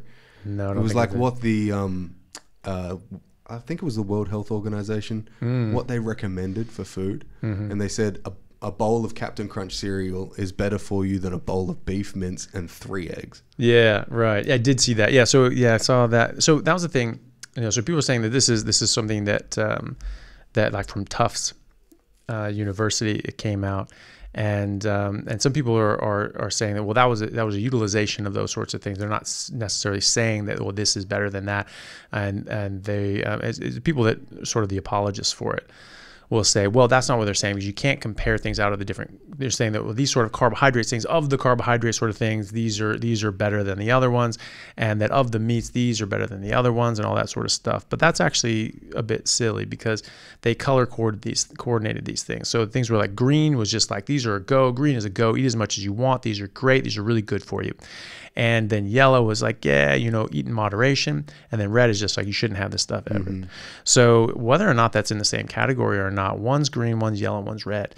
And so Captain Crunch and Lucky Charms, right? So like, you know, so these things with like sugar marshmallows in it, right? Yeah, literally, you know? Sugar chunks. You know, that was in the green group. Eat as much of that as you want. That is perfect nutrition. Go for it. Right? And then eggs and ground beef were in the red. Right. So it's kind of like one sector is like a little like to the other sector, you know what I'm saying? Like a little fuck you kind of thing. And then like the meat industry has to fight back against that. But the thing is that there is no meat industry as there is, per se, you know, because it's disseminated. It's like all these ranchers, I mean, they don't have like a big union, you know, it's not like Nestle, you know, Nestle is a multinational, multi-trillion-dollar institution that owns dozens and dozens of other companies. They are very well in control of things. So with Coca-Cola, PepsiCo, things like that. It's basically those three. They just run the food industry, right? Yeah. Tyson is a major one as well. But Tyson, you know, and all these different food industries, yes, they make money from meat, but they make a lot more money from everything else. And there's a huge markup on plant-based foods and like sugar and things like that. And sugar is addictive. Sugar sends the fructose is the sweet part of sugar, and sweetest part of sugar, and that gives a dopamine hit to the addiction centers of your brain, just like cocaine, heroin, and meth. And there are MRI studies showing that fructose kills the same areas of your brain as meth, to the same extent as meth. Whoa! All right, so this is a drug, and they're putting this in. This is the opium trade at the moment, right? So they're just flooding this stuff in, and people are just using it. They don't even realize it, and they're giving it to kids, and they're saying it's good for them, and they're saying these Lucky Charms are okay, and then even Honey Nut Cheerios, was ranked above normal Cheerios. I was like, what? It's like the sugar made it better. Yeah. Come on, man. Like, what the hell? And it's absolutely meth on ridiculous. anything is better, bro. Probably true. Fucking hell. And so, and fructose is degraded and broken down in the same byproducts as alcohol. So it gets turned into the same chemicals as alcohol does. Acetaldehyde. Yeah, all that, tons of different junk that it gets turned into. Right. So it goes down the same pathway. Oh, shit. So fructose gets broken down into the exact same byproducts that alcohol gets broken down into. Now they do different things before they get to the liver, but once they're and then broken down, it's exactly the same. Wow. And so it causes the same problems, gram for gram, right? So fatty liver disease, cirrhosis, diabetes, heart disease, even implicated in cancer and Alzheimer's, right? So, there's a link between sugar and Alzheimer's, right? So there's a degradation of an adult, mature, healthy brain to the point of severe dementia and death. What's that doing to a developing brain? What's that doing to a fetus? It's not going to be good, right? And so you actually see this large uptick in neurodevelopmental diseases such as autism. And I think that there's a causative link there. I think, well, there's a hard correlation. Yeah, but causation. I think there is. You see this in a number of, first of all, there's a lot of interventions that just put people on a ketogenic diet, and autism reverses or at least improves significantly in adults when they've already developed. But in kids, if you get them young enough, their brain still has a chance to develop more properly. And that's what autism is, in my view, is it's a misdevelopment of these neurons. You're getting neurons that aren't quite developing properly, and they're just not working properly. In some cases, they found that there were different parts of the brain. They actually had 3 times the number of neurons that you normally find. Oh, wow, well, maybe this is just a different variant, and it's just sort of expressing what it is that those nerves, those brain cells aren't doing the job that the brain needs it to, so it's stimulating more of them to grow. Yeah. Say, hey, no, we need more of this, we need more of this, we need more of this, but they're defunct and they're not working properly. Right. So they're not transmitting properly. Exactly. And so, but if you get that early enough, and you sort of get rid of all that crap that's harming them, then they can recover, and those neurons can develop properly. So there's a professor, Chris Palmer from Harvard. He's a professor of psychiatry at Harvard, and he wrote a book called Brain Energy. And I've had him on my podcast. Very interesting guy, but he is reversing schizophrenia, depression, OCD, bipolar, and ADHD and autism by putting people on a ketogenic diet. Damn. And he's sort of shown the research behind why he thinks this is working, which is the mitochondria. A lot of things come down to the mitochondria. Cancer comes down to the mitochondria. Most things come down to the mitochondria and disruption of their normal functioning. They don't just produce ATP. So if people don't know, mitochondria are organelles in your cell that produce ATP, which is the energy for life. That's what all life runs on. Adrenal triphosphate? Adenosine triphosphate. Triphosphate. Yeah. And so, that is what cells run on. That's the currency of life, right? But they don't just sit there just pumping out ATP. They actually move around the cell. There's these different little structure and lattice inside the cell, and they actually run up and down these tracks, and they go to this part of the cell membrane, and they release ATP. So this releases this neurotransmitter at this time, at this exact location, in this amount, right? And they go over here and they release it to this organelle, so they can make this protein, they can do this, and then go to this, and go to this, and you've got thousands of these little things buzzing around producing ATP. Now, if those things are just a little late and they're not producing quite enough, then you're going to get the wrong signal. It's going to be delayed. Shit. Or it's, sometimes things are sort of suppressive, so it's not getting there, and now you're getting too much of a signal. Yeah. Right. So you're getting too much of a signal or not enough signal, but either way, you're out of balance. And so when that's happening in your brain, that's a big deal. Yeah. Especially because you have anywhere from 400 million to 2 trillion neurons, right? And you got hundreds to thousands of these mitochondria in each one of those things. That problem starts to escalate quite severely. Yeah. And so when you start damaging these mitochondria, you get serious problems. When your insulin is up, this blocks autophagy, this blocks mitophagy. So autophagy is or autophagy. Phagy meaning it's like to eat, right? So it's this autophagy. So your body's eating these cells, recycling them, turning them into new cells, new bright-eyed, bushy-tailed cells that work better. But you can also do that with your specific organelles within the cell. So the cell can actually recycle its internal parts and keep itself running and optimized, right? Like your mitochondria. So your mitochondria start running get a little bit decrepit, a little bit broken down, all of this oxidative stress. And so they need to break those down, recycle them for parts, make new ones. And what we found in various studies is that when you go on a ketogenic diet, within a few months, you will increase the number of mitochondria you have by a factor of 4. Wow. And they increase their efficacy by a factor of 4. Whoa. So you get this multiplicative increase, and also you're getting the right response at the right time. And that's very important when you're talking about neurons. And so he found that this was really to do with that these psychiatric diseases were actually metabolic diseases. And so you fix the metabolism, you fix the mitochondria with diet and other sorts of interventions, that this can cure schizophrenia, OCD, bipolar, major depression, anxiety, ADHD, and autism, if you catch it in time. Adults with autism can be significantly improved in their symptoms and the functioning of their brain and body. But in kids, it's even more dramatic. You can actually reverse the damage.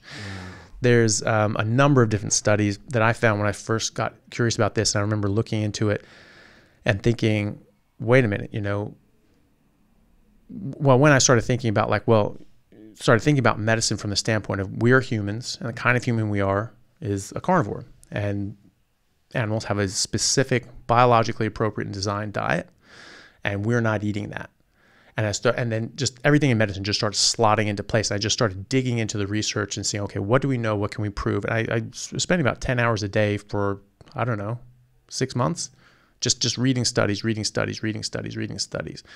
And so I found quite a lot. And I started asking questions, and I started saying, okay, if this is true, we should see something in the literature, that expresses this. Okay, let's start looking for that. And I would just start looking at these things, asking questions and looking for what because if you have two competing theories, you should be able to find evidence with which to test them against. And so that's what I tried to do.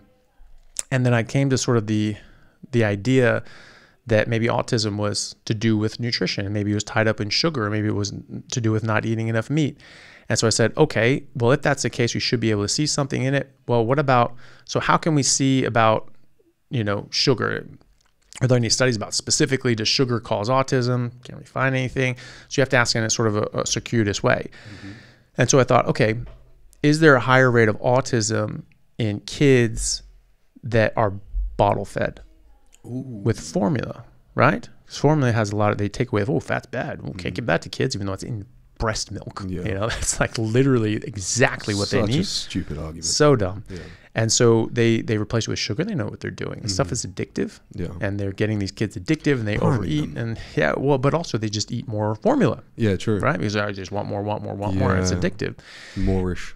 Yeah. And so that exact study has been done. And so they have found that kids that are bottle fed are more likely to get autism. And that study didn't specifically look at formula. It was just bottle fed versus breastfed. Right.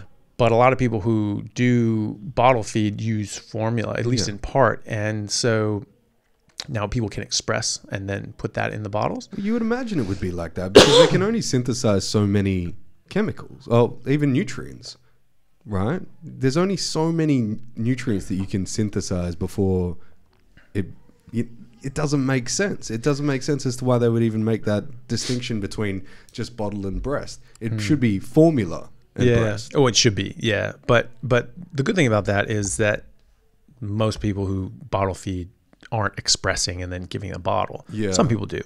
But most people will give formula or at least some formula. But people who exclusively breastfeed, they're exclusively breastfeeding. Yeah. Okay. Right. Yeah.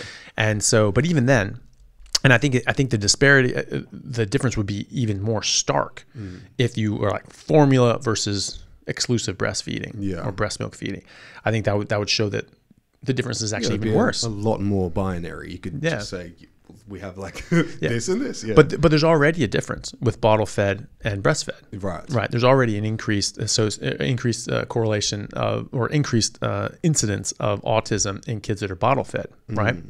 Mothers who eat more red meat in the 3 months before conception, lower rates of kids with autism. What? Mothers who have higher LDL cholesterol and higher saturated fat intake during pregnancy, lower rates of kids with autism.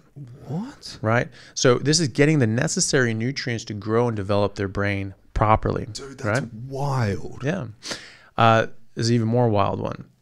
There's a study out of Texas A&M that found an actual causative link between food and autism, or at least a particular kind of autism, right? Autism spectrum disorder. It's a spectrum of symptoms. I think that means that there's a spectrum of causes and different sorts of parts of the brain that this is affecting to different levels and degrees.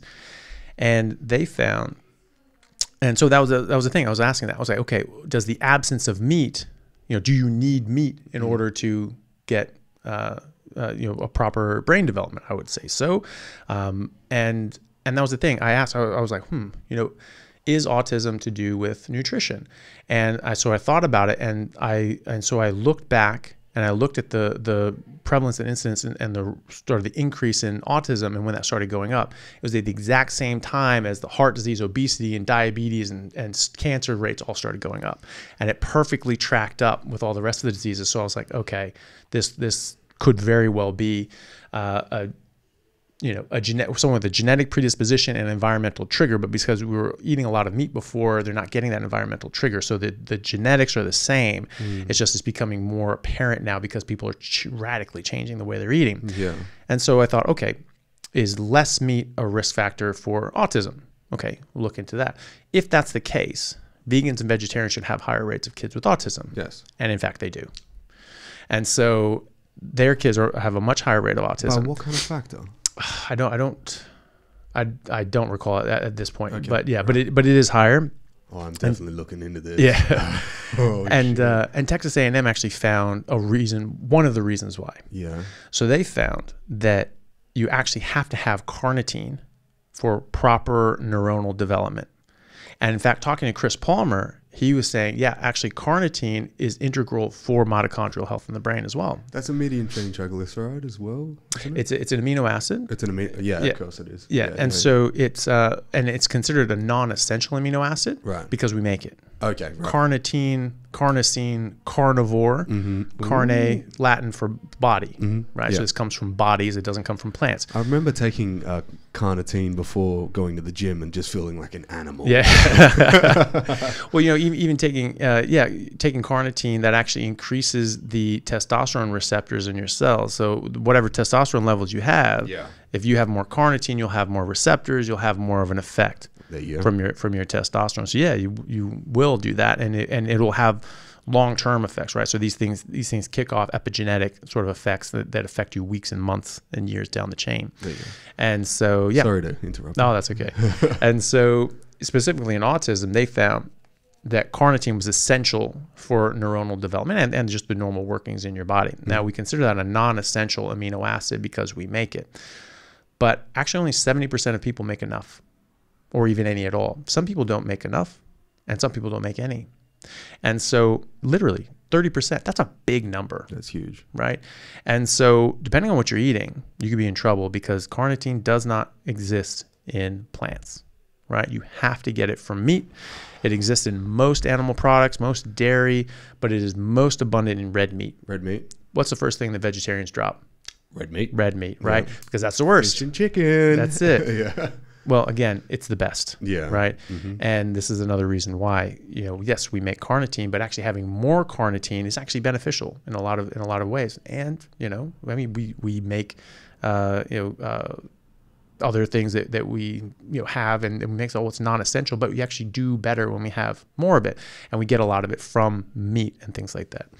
So vegans and vegetarians are becoming more prevalent, and the rates of autism is becoming more apparent. And one of the reasons is because of this lack of carnitine. So this is not going to affect everyone. You have to have the genetic predisposition and the environmental trigger. So previously, when everyone knew that meat was really important to get, this is where the nutrients were, this is, you had to have this in your diet, they went after meat, and they tried to get meat. And so this, you didn't really see this as much in the population. So it was quite low. But now that people are purposefully avoiding meat, it's starting to become more prevalent. And so if you have a kid that has this issue and they're not making enough carnitine, let's say they're vegetarian and they're getting a bit of carnitine in some chicken or fish or maybe some eggs or dairy, but they're not eating too much of that, and and they're mostly eating vegetables, and they don't make any carnitine at all, they're going to be deficient, and they're going to develop this form of autism. Then the vegans, they don't eat any animal products at all. So even if they're slightly deficient in their ability to make carnitine, because they're not getting anything in their diet, they'll still get this type of autism. And this is completely preventable and reversible, right? It's also ethically wrong. I think so. Right? Absolutely. If you're a human, your urge to have children is there. Obviously, you want to procreate. Do you want to give your children like the worst rate of advantage at all? Like what is going on there? Yeah, I think it's completely unethical and immoral to do that to your child. You want to ruin your own life. That's your business, but you don't get to do that to another life that's under your care. I think that's parent neglect, and I think that's criminal neglect. And in fact, there are people even in this world of vegan so wonderful and plant-based, this, that, and the other. There are people that are getting their kids taken away from them because they're vegan. They're pushing that on their kids, and their kids are getting so malnourished that it's actually damaging them and is dangerous. Kids have died. And the parents have been prosecuted for murder. Good. Yeah. Because they have been, giving them a fruitarian sort of thing. But that's the problem, is that they really believe this. And they've been sucked in by these vegan gurus who It didn't work for Steve Jobs. It's not going to work for you. Well, there's that. Yeah, exactly. You know what I'm saying? Yeah, and there's even mothers that are vegan whose kids are dying from their breast milk. What? Yeah, because their breast milk is so deficient in nutrients and potentially passing on, harmful level of oxalates and other toxins or lectins and whatever that the kid cannot. To the calcium. It binds to the calcium, but it does a lot of other things too. And oxalate. you can die from oxalate poisoning. Jeez. It can cause an acute cardiac arrest. And so I think it's over people that have had over, I think 4,000 milligrams of oxalate in one go have died, right? Almost certainly in the context of someone eating, more than they should going on. And then they had this sort of build up. And then all of a sudden, the hammer came down and they got very sick and they died. And, there's a ton in the case, published case studies. There are a ton of those examples, and Sally Norton goes through several of them in her book, talking about, in this case, this happened. There was diagnosed. This was acute oxalate poisoning, from eating this whatever that had 4,000 milligrams of oxalates in it and things like that. Wow. You don't absorb all of it. It's 10% maybe you absorb, but you eat 4,000 and you're absorbing 400. That's what we're talking about. We're talking about how much you're eating, not how much you're absorbing. Yeah. So, spinach is going to have 600 milligrams of oxalates, but absorbing 60, that's what's causing the problem. So you don't want to eat more than 150, 200 a day, right? But you're only going to absorb 10% or none at all. Yeah. And where I'm coming from, yeah. And to hop back to when you first talking about hormesis, again, this is just the cop out of the day. Yeah. From the vegan community is that it started with plants don't have defense chemicals. That's just crazy. We're in the Garden of Eden, didn't you know? Haven't you read the Bible, right? So, people think that. They actually think that plants are 100% safe. And it's okay, well, then why do you go to the grocery store? Why do you buy lettuce? Why don't you just go to the park? Yeah, get a bunch of random ass leaves, And so, well said. It's just it's a silly thing to say, and to deny. This is a well-known phenomenon that plants use toxins to defend themselves, right? And so, they tried arguing that for a while, but the evidence is just frankly there. And so eventually they actually read a book and went, oh crap. All right. Yep. All right. They're here. All right. So what's our cop out now? It's, oh, well, I bet you they're good for you. So, hold on a second. So these are designed in order to kill and deter animals and insects. That is their purpose. And yet you're saying that they're good for you. Why would they be good for you? You know, are we biologically designed to eat them? Are we biologically adapted to, get, maximal nutrition and benefit from these things that did not exist 50 years ago? Some of these things didn't exist last year. And we're saying that Kale. Yeah, exactly. I mean, this is all made up. Yeah. Broccoli, that's comes from the mustard plant, right? It's all like the same thing. Yeah. Yeah. And so, a lot of those things are. And so, they just breed these things and go in different directions, Swiss chard, all these tons of oxalates in Swiss chard. And so, you would never guess it, right? Yeah. Because they all just look so healthy. Yeah. I know. And they taste so good. Yeah. It's not that they're bitter and disgusting as hell, and that should tell you something. That bitter taste is your tongue and your brain, which are sophisticated machines, telling you a warning saying, hey, there's something bad here. Don't eat this. Your natural instinct when you put something bitter in your mouth is to spit it out. Yeah. Right? That's a survival mechanism. And so when you give kids those broccoli and the spinach and things like that, they just go spitting it out. They're disgusted and horrified by it, because they're closer to their genetics than we are, and so they haven't been inundated and pressured and brainwashed into thinking, that horrible taste, that's good for you. You have to eat it. You have to eat it. It's good for you. It's good for you. It's good for you. And now they're like, and now it's like Stockholm syndrome, right? They're like, oh no, I like it. And it's like, no, you don't. Stop it. Yeah. And I used to always spit out my onions and capsicums. Yeah. I hated them. Like when capsicums are nightshades. Those are even worse. Yeah. They're the worst things you can eat. Yeah. Or very bad anyway, of the so-called edible plants, right? Yeah.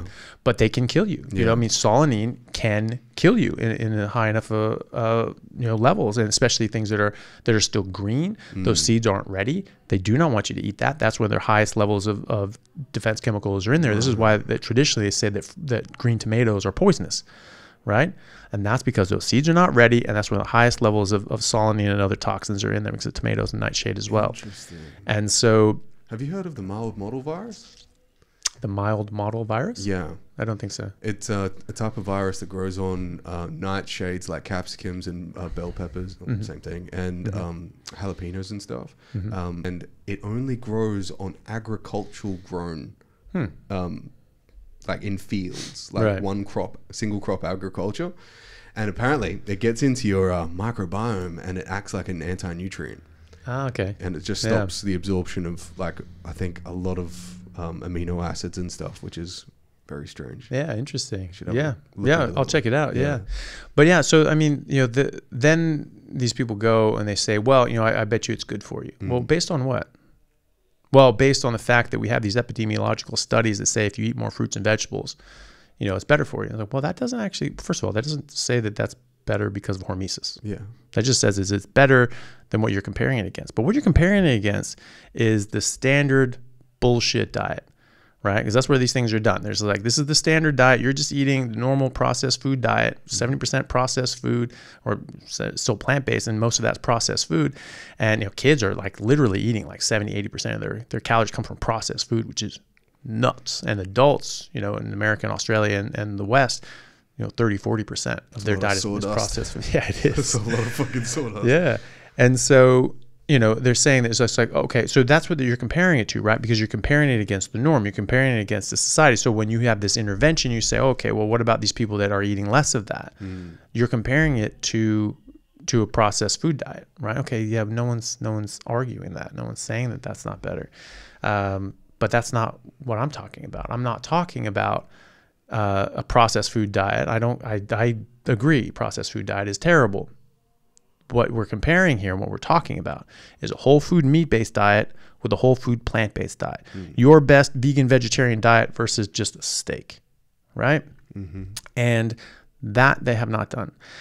And so all of their studies, these big epidemiological studies, they're extremely flawed. And that's a whole other rabbit hole, but the whole field of dietetics and nutritional sciences was founded by the Seventh-day Adventist Church in 1917. This is a fact. This is a historical record people can look into. The first textbook on nutrition and dietetics was written by the Seventh-day Adventists, I think 1925. Sally Norton actually talks about this. So she has a degree and a master's in nutrition from Cornell University, Ivy League university in America, right? Yeah. And she's been a professional researcher and an academic for decades. Right. And she was plant-based the whole time. She's like, oh my God, plant-based, so great, so great, so great. And she basically killed herself with oxalate poisoning. She was in a wheelchair, you know, she was like in her 30s, you know what I mean? And she was so sick. And so, you know, she, you know, was on a crusade about this because it literally ruined her life. And she's seen it ruin so many other people's lives. And so she's written that book. But she is, you know, people say, oh, you can't talk about this because you don't have a degree in nutrition. I'm like, thank God I don't have a degree in nutrition. Yeah. Nutritional sciences have been founded and indoctrinated by the Seventh-day Adventist Church since its founding, because they founded it. And they are still heavily involved in nutritional sciences and teaching throughout the world. The Seventh-day Adventist Church is religiously anti-meat because they think that meat causes lustful feelings. People who eat meat want to have sex more, want to masturbate more. What? Because they're healthier. Yeah. They have better hormones. Yeah. But in the 1800s, they were just like, well, lust is a sin.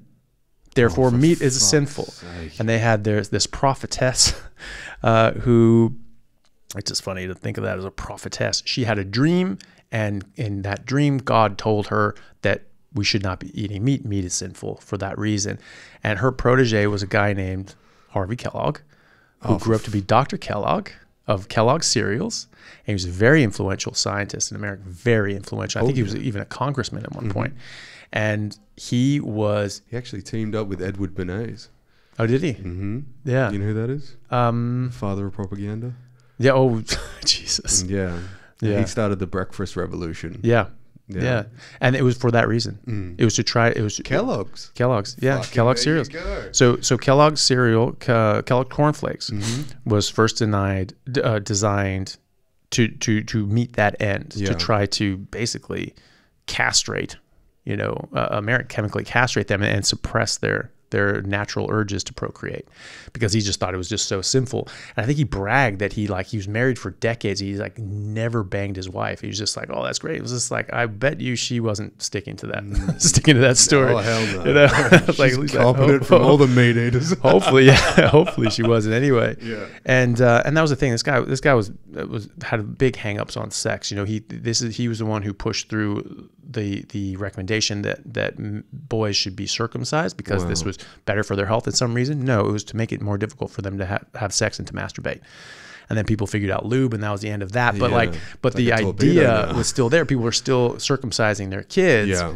You know, even though it didn't meet the end that he wanted it to. But that was what that came from. And he tried to push through these dietary measures as well. Tried to put breakfast is the most important meal of the day, and it was to try to get people to eat more of this crap in order to suppress their natural hormones. Do you know and urges. what's wild? If you actually just think about this, right? Like cornflakes is a guy trying to push celibacy on me.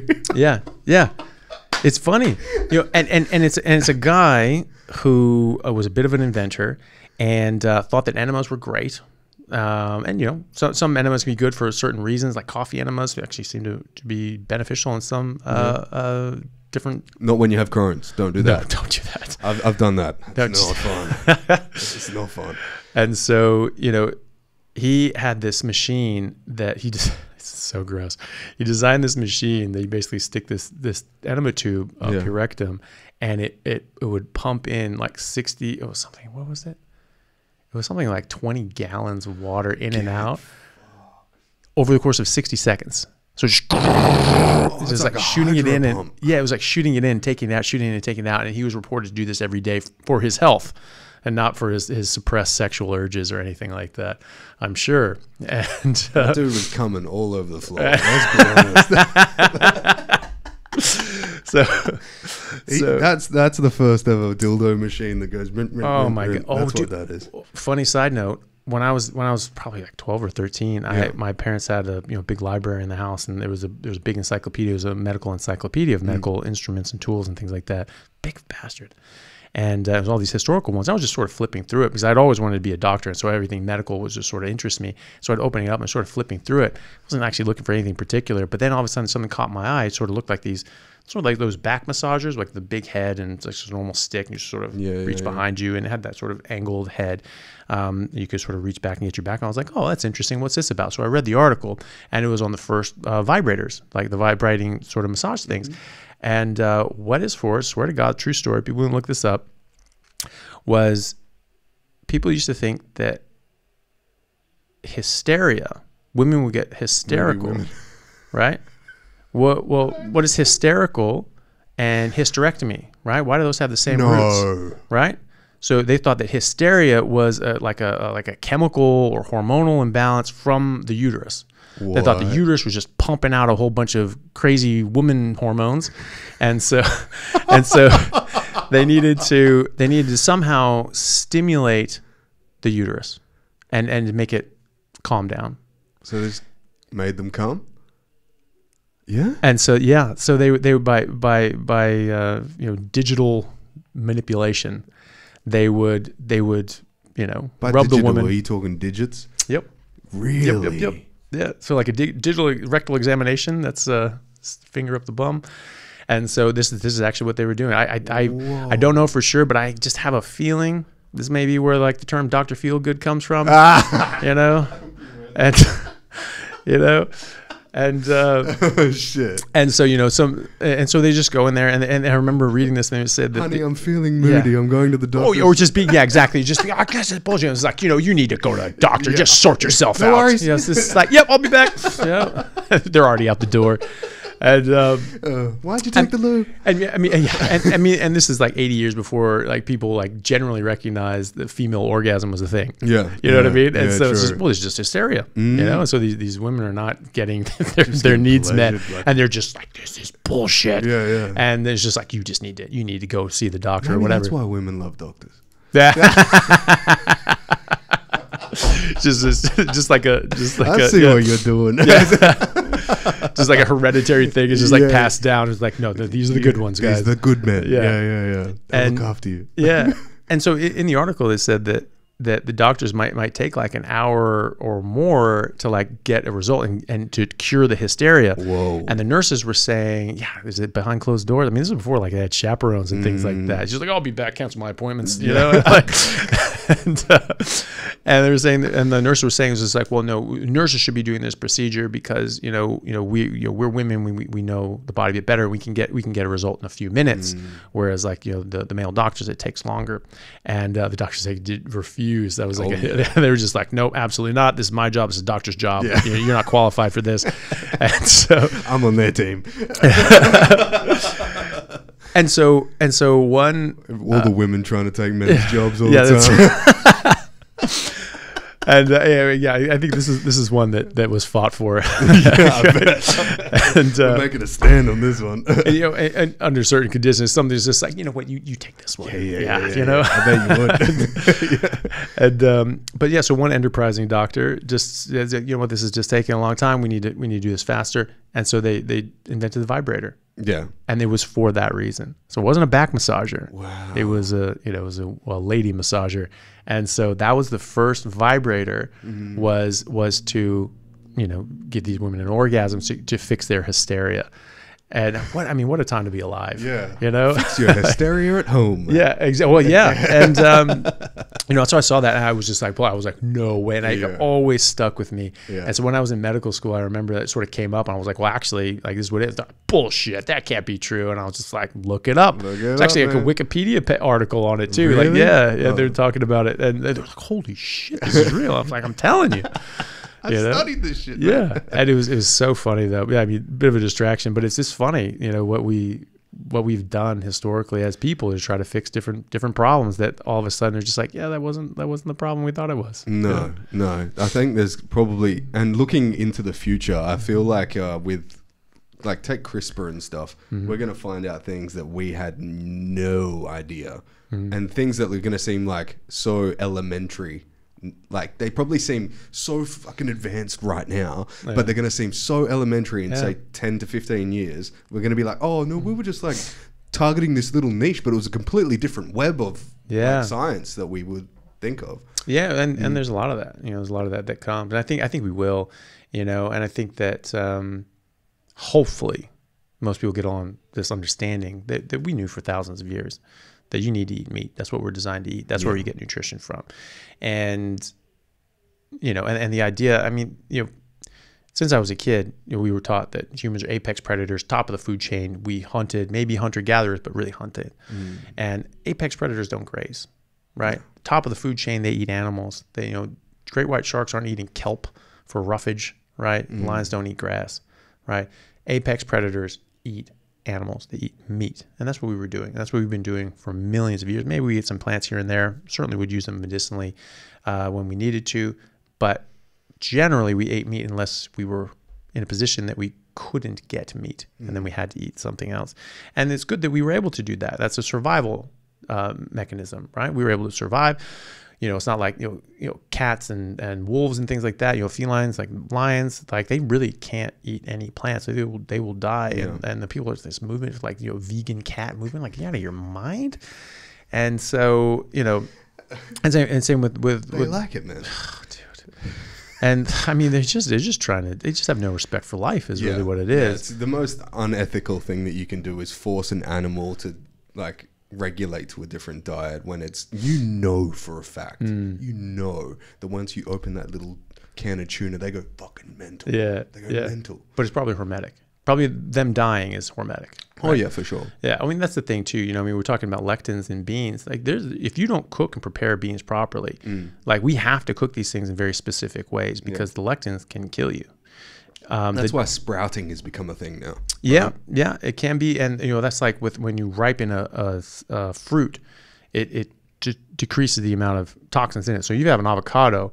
And as tree ripened, it'll have about 50 milligrams of oxalates in it. If you pick that thing green, it has over 200, right? And then all the other defense chemicals in there are similarly raised, right? Solanine in tomatoes, same thing, right? If there's green, way more solanine, there's toxins in there. If it's vine ripened, then there's a lot less. There's more in the skin because that's barrier protection. So you take the skin off. That's what people used to do. They used to blanch it, take the skin off, take the seeds out. Because the seeds are the plant's babies. That's where it has a lot of toxins in it. So they just ate the pulp, but only when it was vine ripened. Now we're picking all this stuff green. And ripening it off the vine. And there are studies showing that they don't detoxify if you do that. Wow. And we're not taking the skins off. We're not taking the seeds out. Right. So we're adding a lot more toxins to our body that we didn't used to do. And so one of the things that we would do is we cook beans, soak them in water for a number of hours, boil them. That's an intensive process. You have to do a lot of crap to do that. Yeah. And you can't just do that naturally, right? You can't just like look at it and flame it with your eyes. No, you need to like use chemical means to boil that, to cook that. You don't need to cook meat. You can eat raw meat. It's totally fine. Steak tartare, and sashimi, things like that. I eat a lot of raw meat or just very rare meat. And but we can eat raw meat. We have the biological ability to eat raw meat. We don't necessarily have the biological ability to eat a lot of raw plants. And, something we have to cook them, prepare them, or do something chemically to them, like corn. Normally they would do something called nixtamalization, which they would like soak it in lye for like 24 hours and do a whole bunch of other things that would chemically extract some of the nutrients, get some of the niacin. Like we were talking about with fiber, that's glucose that's bound up in a way that we can't access because the plant does not want us to benefit from eating its body, right? It does that with a lot of other nutrients as well. And so they're not bioavailable. So it may have a lot of iron, it may have a lot of vitamins, but they're not bioavailable. And that's one thing with niacin. Corn has a ton of niacin, but it's not available to us. Yeah. And that's why in Mesoamerica, they would go put the corn through this process of nixtamalization. What does that consist of? I think it's lye. I think they soak it in lye, which is base, right? So it's like sodium hydroxide, I believe. Yeah. And so terrible for you. It's bad. But they soak this in the corn in that and then wash it off and things like that. And that seems to break those bonds with the niacin because it's bound up in a way that the plant can use it, but we can't use it. Yeah. Right? Because we don't have the biological ability to do it because we're not evolved to do it. Right? So if you have to put something through a chemical process to extract the nutrients and detoxify it, then, we're not designed to eat it, we probably shouldn't be eating it. Well, yeah, but we're certainly not designed to eat it. Yeah. So the argument, no, we're designed to eat this, then why do we have to put something through a chemical process? Yeah. Obviously, we can't. We don't. And so there's actually a thing called pellagra, which is niacin deficiency, which actually killed millions of people, and we didn't know why. And they figured out it was to do with corn because it was a very cheap thing to produce, and so a lot of the poor people were eating just buttload of corn, and they were dying of niacin deficiency, and they thought it was like an infection or something like that. But the guy who they commissioned to say, hey, find out what infection this is, he's like, I don't think it's an infection. I think this is something to do with corn. I don't know what it is. And he figured out that it was a vitamin deficiency. Right. And the irony is that corn has a ton of niacin. Yeah. It's just not bioavailable. Yeah, also known as vitamin B3, right? Niacin. I think so, yeah. Yeah, doesn't that sound way more healthy? Yeah. Right? Yeah. Packed full of vitamin B3. Yeah. And so, yeah, so the idea, that we're designed to eat this stuff is insane to me. Yeah. We're saying we're apex predators, top of the food chain. That was never argued. But people say, well, you don't want to eat fat, you don't want to eat meat. Okay, well, fine. We've discounted that too. That's been completely debunked that cholesterol does not cause heart disease. Saturated fat does not cause heart disease.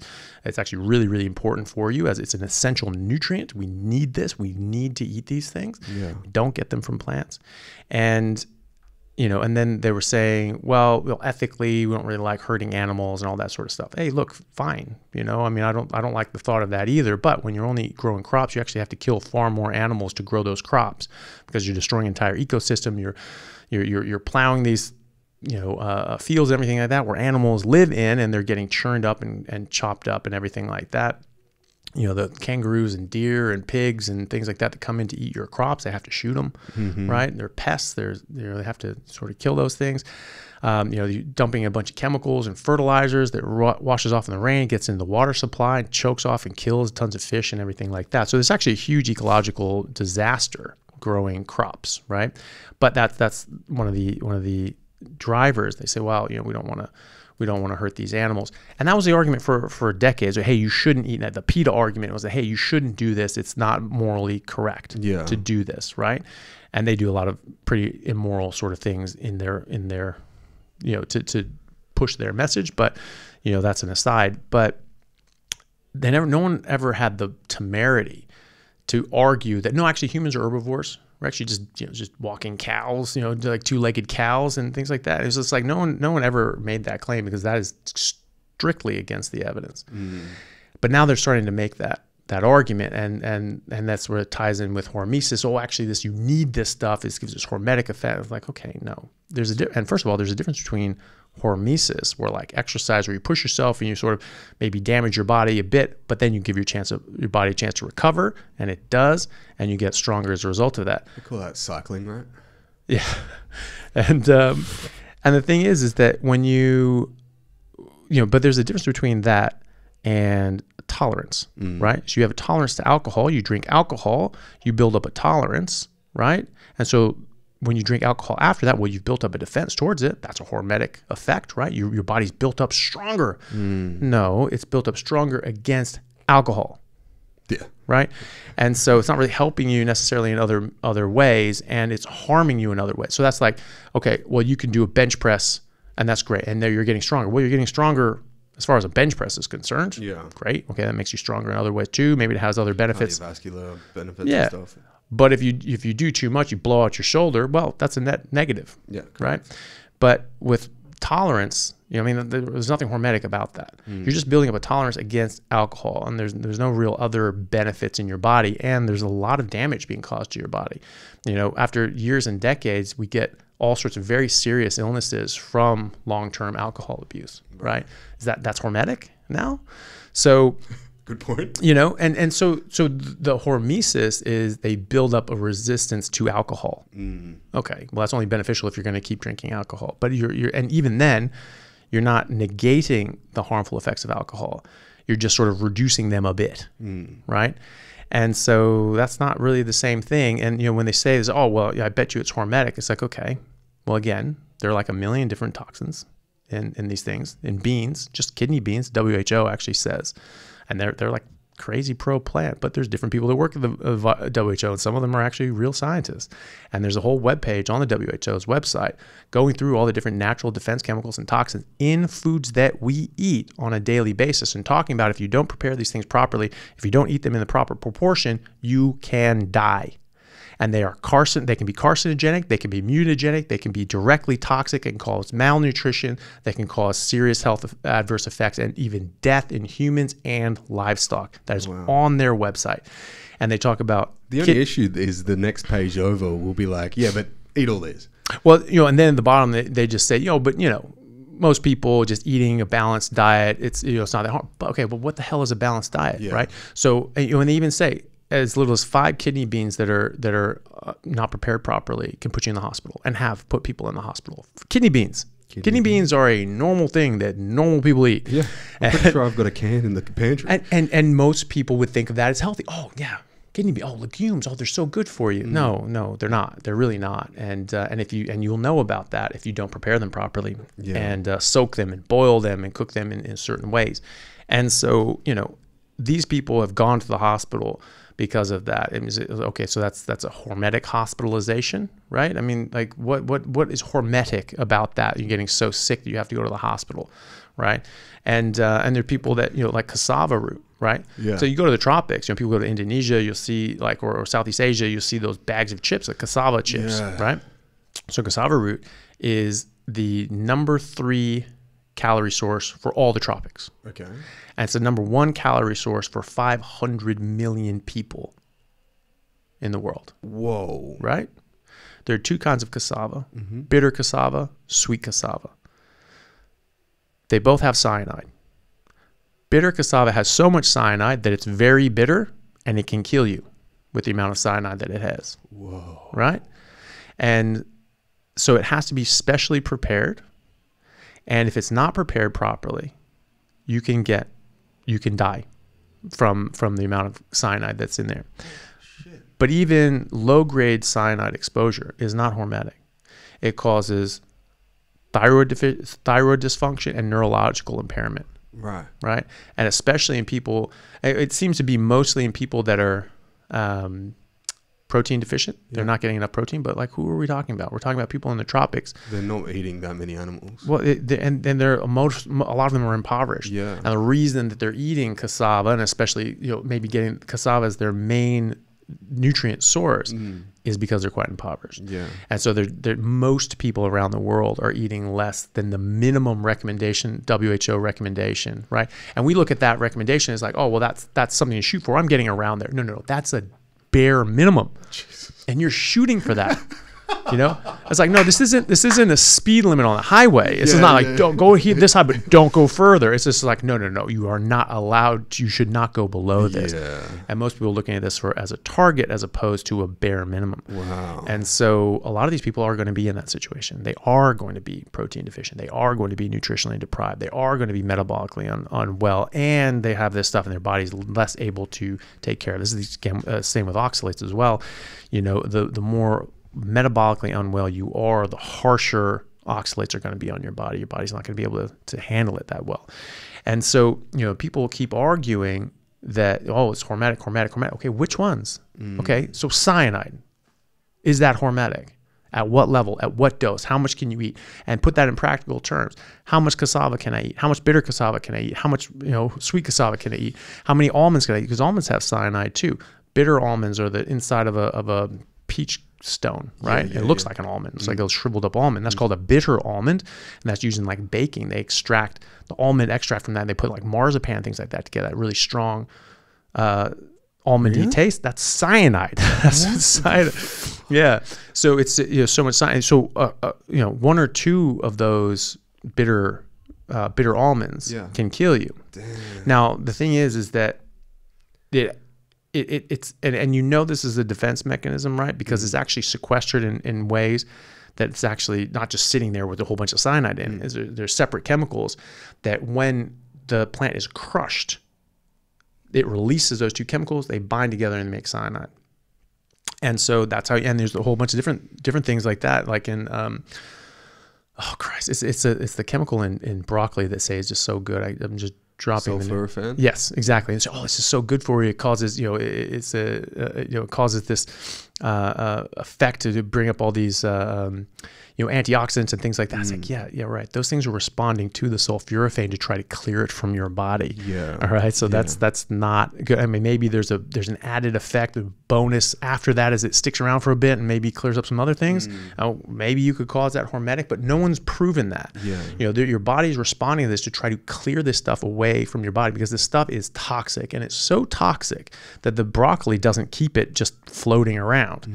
It's again in two different molecules, and when it's crushed, so when it's being eaten and macerated by an animal, it releases, and those form this sulforaphane to poison the animal that's eating that bite. That's so interesting. Right? Because you bite that bite and you chew that up, and it releases sulforaphane right there in your mouth. Have you heard of Dr. Rhonda Patrick? Yeah, My Fitness. She says when you cook broccoli, the sulforaphane dies out, and that you should add mustard seeds to get more sulforaphane. Yeah. So, said that on the largest podcast in the world, by the way. Yeah, I know. Yeah. So I saw much of that on Joe Rogan, and look, all due respect to her, I mean, it's like I don't think she's, coming at this from like bad intents or anything like that. No. But I think that she's a bit misguided in some of these things. And I think you're correct in saying that. I think this is a good example of inside the box thinking. Yeah. The box is the textbooks and all these sorts of things, and it's just like this is how it is, and you're just learning that, and so and it's just like, well, this is what I learned in my PhD, therefore that's the only thing that could possibly be true. Spreading the science of the path that you've already taken. Yeah, exactly. And so innovation and discovery and progress comes from outside of the box thinking like, okay, well, what if this isn't actually true? Yes. Or maybe there's something else that changes the story, right? And you have to do that. So her, little dissertation on how bad, why the carnivore diet isn't a great idea, just struck me in a number of different ways. What was the most stunning part? So the thing is, some of the things that she was saying was that she's a big sort of calories in, calories out sort of person, which is insane because I mean these things are. Yeah. Well, I mean, the fact of the matter is that these things you cannot reduce these things down to their caloric content, right? First of all, calories are you burn something, and you get out heat energy, and that's not we're not combustion engines. We're not like putting in fuel and then burning these things. These are complex organic molecules that have complex or chemical interactions in your body, and so different amino acids have different interactions in your body. It's not just like 4 kilocalories per gram. Like, well, that's all that is. And I was like, well, no. Some is glutamine, some is carnitine, some is all these alanine, all these sorts of things. And they have different responses in your body, and they trigger different genes and epigenetic effects in your body, and breaks down in a certain way too. Yeah. So you're getting different density of calories inside of the body of the breakdown of the food that you're eating in the first place. Yeah. And I mean, think about fructose. Fructose is a carbohydrate. Yeah. Well, it's a sugar. Well, 4 kilocalories per gram. That's all that matters, right? Well, except that fructose is broken down the same way to the same byproducts as alcohol. The other sugars don't do that, right? So that is a different thing, right? And all the different fatty acids, it's like, well, it's just fatty acids. There's just fatty acids. And that's why you could argue that, no, canola oil is the same as beef tallow. Like, the hell it is. It's like, well, is anybody arguing that? Those idiots? Yeah. Yeah. Oh my God. I mean, maybe not all of them, but I mean, a lot of them are saying, no, it's not that big a deal, right? Yeah, I think there's enough evidence in the literature. There's a ton, but the problem is that there's conflicting data in the literature that's produced by the industry, like industry research. And the one thing you can trust with industry research is that it will support the industry that funded it. Because if it doesn't, because if it doesn't support the industry, it doesn't get published. Of course. Right? And so they'll design it in a way to get the desired results. Yeah. And if it doesn't get the desired results, they just won't publish it. Ansel Keys did this. He was an absolute bastard. He was bought and paid for by the sugar companies and falsified data and published fraudulent studies to make it appear as if cholesterol was causing heart disease when it was really sugar, and tried to exonerate sugar and say it was safe. It was an empty calorie, and a bunch of Harvard professors did the same thing, and they were one of the LDL. Yeah, and one of those professors was named head of the USDA, and he was the one who authored and published the 1977 USDA declaration that said that cholesterol caused heart disease. That was published in the Journal of the American Medical Association in 2016. Their actual contracts were in that. We know what they got paid. They got paid $6,500, which is the equivalent of $50,000 today. So they got a mid-sized sedan out of the deal. and they completely screwed the health of the world, right?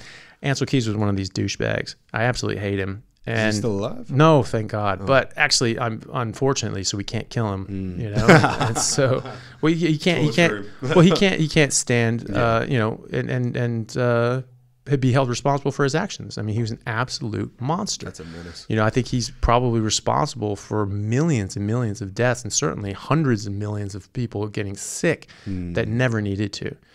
And it really pisses me off. And he did some studies where he actually, okay, we'll do an intervention and we'll reduce the amount of LDL cholesterol and putting, you know, unsaturated fats and, you know, exchange that out. And they found that, oh, that's funny. We reduced LDL cholesterol and heart disease went up.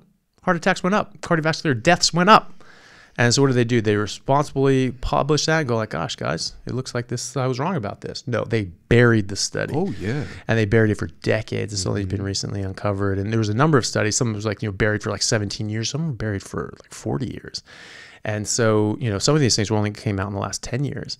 But there have been large randomized controlled trials showing that if you reduce LDL cholesterol, that it doesn't improve health. And in fact, some cases it actually makes things worse and causes more heart attacks, strokes, and death. And that's with tens of thousands of people. Because they're just carrier proteins, right? Yeah, that's right. And we make them. They're important. And you can damage them. Yeah.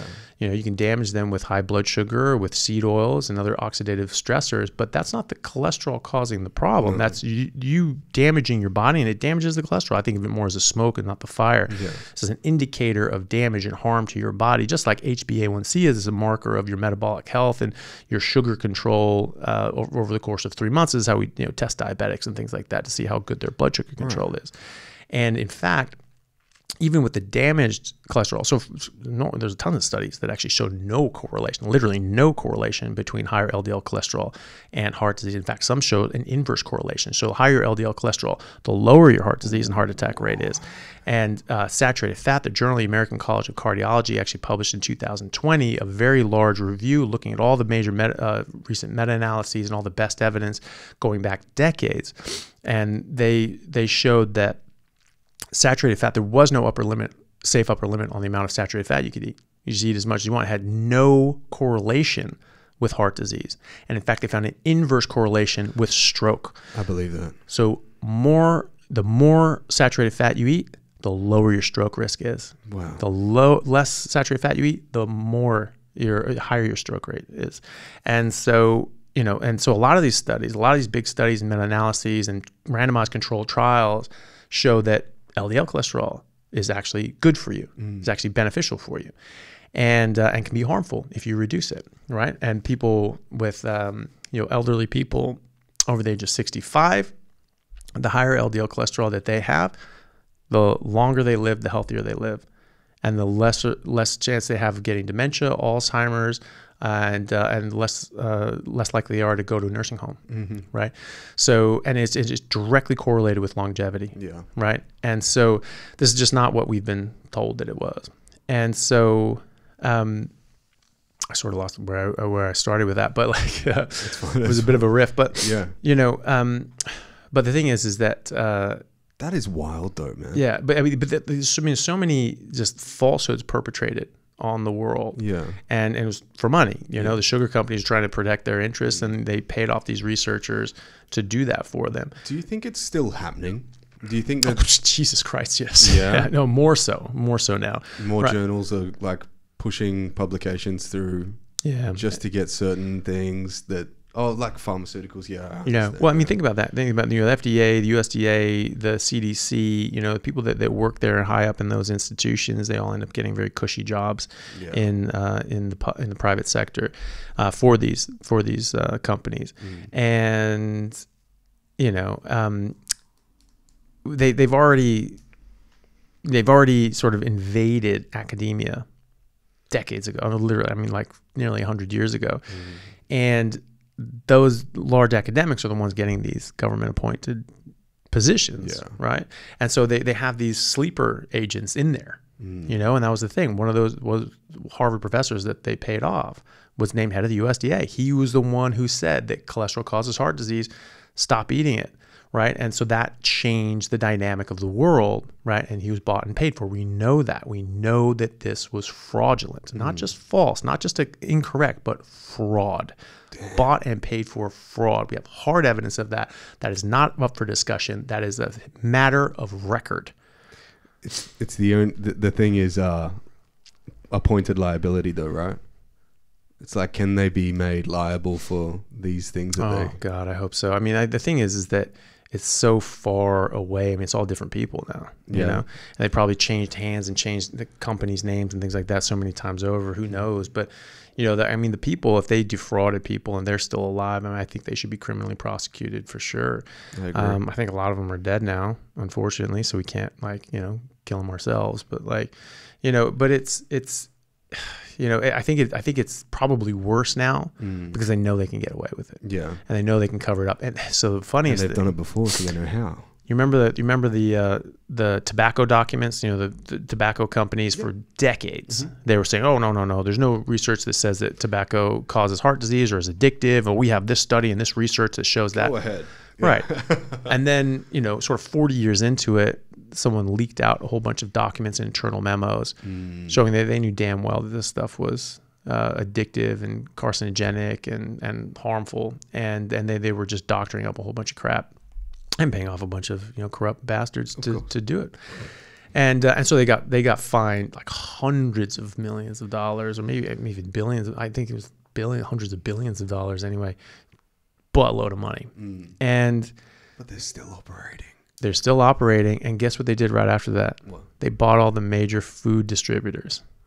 Oh. So all of the tobacco companies are running all the processed food companies now, right? And they know how to do They know how to do this shit. And so, you know, we have the sugar documents now. Those were published in JAMA in 2016. So that's a matter of record as well. But it has not stopped there. They are practiced at it, and they're better at it now because they know how not to get caught now, because they've made their mistakes and now they're going to cover them up more. And now they're just going to buy off more politicians and things like that if they have to. So right now, Coca-Cola, just Coca-Cola, spends 11 times the amount of money on nutritional research than the NIH. No. Just Coca-Cola. So where do you think those studies are pointing? They're pointing towards sugar being safe, sugar being fine. Oh, actually, you lose weight drinking more sugar. I'm like, okay, no. Yeah. You know, and, you know, so, but that's the thing, it muddies the water. And so then you look at this and you have all these studies that say, well, no, sugar is really bad, fructose is really bad. Well, all these ones just say, oh, well, it's not that bad at all. Well, I found this study. Well, you can get a study that says anything because there's a lot of invested interests out there. And so you can sort of get anything published almost. And then you say, oh, well, look, we got 30 studies saying it's bad for you, 30 studies saying it's good for you. It's just a toss-up. I guess we just don't know. I guess we just need to do more work. And then so that favors the industry, because, you know, it's like, well, I guess we shouldn't change anything because we don't have enough information yet. Well, no, you have 30 studies that show very clearly this shit is bad for you. And then you have these ones over here. We have one crisp one though. Yeah. And so, you know, it's you know, and so that's why they do it. They try to muddy the waters. Of course. And so that's why you have these you know, online debates or just normal debates. No one does real debates anymore, but you know, someone making a video attack. Oh, well, I found that somebody did like a response video to a video I did and that I presented at a medical conference, just talking about all the different toxins in plants and things like that. And so is this vegan guy who did that, and he just cherry picked out. He just tried to find any study that sort of went counter to what I was saying. Ignoring the 50 other studies and articles that absolutely corresponded with exactly what I was saying. And, you know, just like the textbooks that my information had come out of, you know? And so, oh, well, you know, there's this thing on oxalates. Oh, well, look at this. And like, you know, and I talked about like phytic acid and how this can, you know, bind nutrients, and we don't have the physiology to break these things apart and digest them and absorb them. He's like, oh, well, look at this. And they said that some of these, you know, microbes in the microbiome, they can break it down. So, well, that's wrong. It's like, dude, that's in the colon, man. So they get down to the colon. So if you have the bacteria requisite, Yeah, you know, if, it's if in the you're doing colon. like the gorillas do. Yeah, exactly. Yeah. Yeah, and so then you eat this stuff, it gets in the colon, you know, and it breaks the stuff down, but then you don't absorb it in the colon. Yeah. You have to absorb it in the small intestine. And so that's useless. We don't have the physiology. And even he said it was microbiome, it was bacteria that did that. We don't do that, Yeah. right? So it can't get in our body, we can't absorb it and then utilize that, right? So what I said still stands, but he would just try to find these little weird things. And one thing I was talking about, like, you know, potatoes and things like that, and how, you know, these things have, you know, more solanine depending on if they get exposed to light. They can get UV light, it can make them turn green. So people sometimes get taught, I was certainly taught as a kid, you have to keep potatoes in a cold, dark place, cold, dry, dark place. And that was because if they got exposed to light, they turned green, they were poison. You can't eat them. They went bad. And that's what they say, oh, they're bad if you do that. Well, what does that mean? That means they're poisonous and they can kill you. And people actually still die from eating potatoes when they don't follow that. I mean, potatoes, right?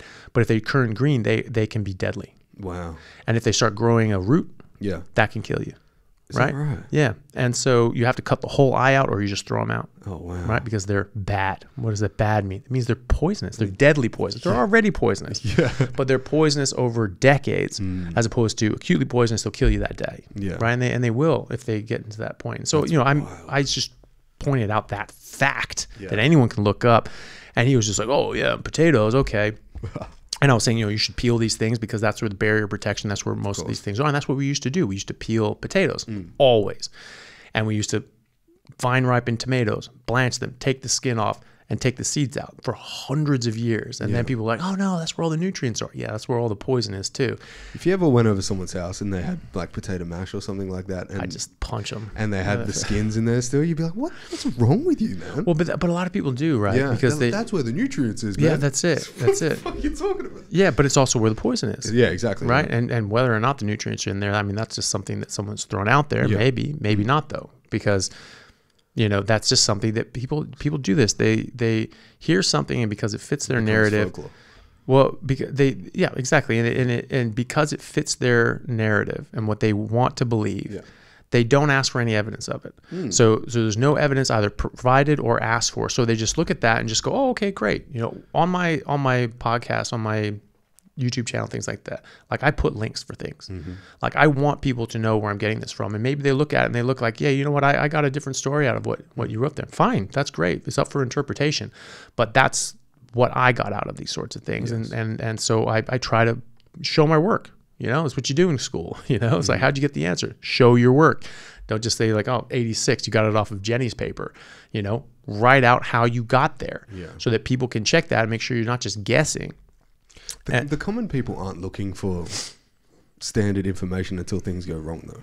You know that too, yeah. You know, then until you're unhealthy, you're looking for any kind of source of like savior. But like when you're just like, you know, mashed potatoes, skin in, skin out, nobody's really giving a shit until it all goes to the fucking wolves. Yeah. And so, you know, they're just saying, oh, well, that's where the nutrients are. Okay, great. I have no reason not to believe that. But you never ask. They're like, oh, really? Where did you get that from? I always ask. And always say, oh, well, what about when someone says this? Well, did they prove that that was the case? Well, like, did they show any evidence? Did they show you a study? They show it? No, they just said it. Okay. Ask them where they're getting it from. Yeah. You know, even doctors and things like that, you know, people say, well, my doctor says that, you know, I have to do X, Y, and Z for these reasons. Like, okay, ask him what he's basing that on. Ask him what studies, ask him what research, ask him, can you show him? Yeah. And they can't because they don't, you know, it's just, this stuff is made up, some of this stuff. And so, I was pointing that out about potatoes, and this guy, in order to counter me, trotted out this, I guess the only thing you could find was a study that said, if you're eating a standard, food pyramid diet, oh God, and your carbohydrates are coming from potatoes or they're coming from grains. What were they? Yeah, some sort of grain, like bread or something like that. The best kind. Something. Anyway, so another carb source, right? Yeah. And you're saying, oh, well, this study showed that actually the group that was eating just the food pyramid stuff was eating potatoes instead of like, bread or something like that.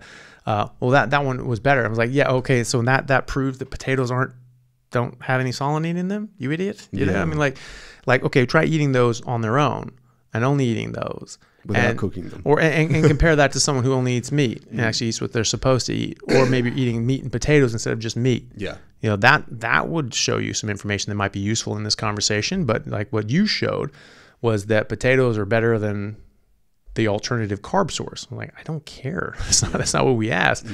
You know, and it's again with this hormetic thing, they don't ask for any information. They don't ask for any proof. They don't provide any either. They just want to be made right. That's it. And they just say, and it's just good enough, and it sounds good enough. And so, oh, okay, hormesis. Okay, but again, there's a million different chemicals, and there's thousands in every different plant that we eat. Yeah.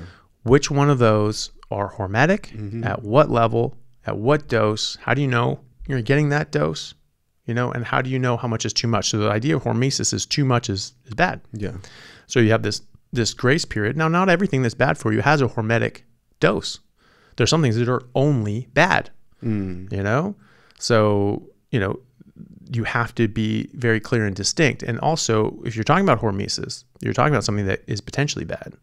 And so over a certain amount, it is bad. And so you need to know what that level is. And so they're not doing that. They're just saying, yeah, just eat plants. Whatever. Okay, that's not very helpful. Yeah. You know, because you're not saying which plants, at what dose. Just eat this plant. Variable plants, yeah. Variable plants with variable amount of oxalates, variable amount of many different things. So if you're just eating a whole bunch of spinach, well, spinach is good for you. People eat more spinach, do better. Yeah. Okay, compared to what? You know, because people just eat more spinach than compared to a processed food diet. Maybe, maybe not. Depends on how much spinach they're eating, right? Because you can get people that get serious oxalate poisoning from eating a whole bunch of spinach. Yeah. And you know, Sally Norton was actually saying, she's like, I'd rather see someone on a processed food diet than a high oxalate diet. Yeah. Right? Because the high oxalates can destroy your life. It's worse than sugar. It's worse than these seed oils. To her, you know, that's what she was saying. And she was saying that she would rather see someone on a processed food diet than a high oxalate plant-based diet. Right, because oxalates are that toxic. Wow. And I mean, and she's speaking from experience. It literally ruined her life, and she was like debilitated and crippled throughout college and her 20s and 30s. I mean, she was literally like crippled, and she, was very, very, very, very sick. That's some scary shit, man. Yeah, and she had a master's degree in nutrition from an Ivy League college. What the fuck? You know, and so she was always worried about, you know, eating right and all that sort of thing, which is why she got this degree. Yeah. Right? She's like, this is what I want to study. I'm all into this. Just eating plant-based, all blah, blah, blah, blah, blah. And it was killing her. It was actually killing her. Man. And so, you know, I feel like that's kind of like the standard thing that's happening at the moment is we get so much information on like these different things. Like just because it's a good color doesn't mean it's healthy. No. And what does that mean? You know, say, well, we want a wide variety of, eat the rainbow. It's like, okay, so eat Skittles, you know? Taste the rainbow, right. So, you know, I mean, what a silly thing to say, because there are a lot of different things that can cause, you know, plant to be yellow. Yeah. Do we need yellow? We just need the color yellow. Yeah, you know, or you know, or do we need certain nutrients that sometimes display as yellow, but maybe don't in other plants? And maybe the yellow in this plant is not the same as the yellow in that plant, and that yellow is actually not something we need. Why does the grade of photosynthesis have anything to do with it? Yeah, and that's another one. I was so funny. There was a couple weeks where people were doing this, and it sort of died out because it was absurd. But people were asking me, it's like, okay, but if you don't eat plants, where do you get your chlorophyll from? Like, do you need chlorophyll?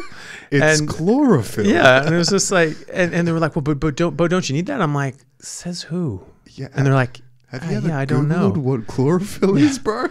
And so, you know, it's like, but how do you get chlorophyll? Like, you need chlorophyll. I'm like, but do you though? Yeah. You know, it's like, who says we need chlorophyll and what's the evidence for that? Yeah. And then they go like, damn it, I don't know. And they go look around, they're like, I can't find anything. I'm like, yeah, you don't need chlorophyll. We're not making endogenous chlorophyll, man. No. Yeah. You absolutely don't need chlorophyll. You know, I mean, maybe there's some things in chlorophyll that might be good for you, but that's like with any cell. Of course. Right? You know, there are things in living organisms that are good for other living organisms. That's why living organisms eat other living organisms. Yeah. Right? Not all things can get energy from the sun. You know, they're heterotrophs. We're heterotrophs. All animals are heterotrophs. All animals have to feed on other life. Yes. Be that plant, animal, or so on. Right?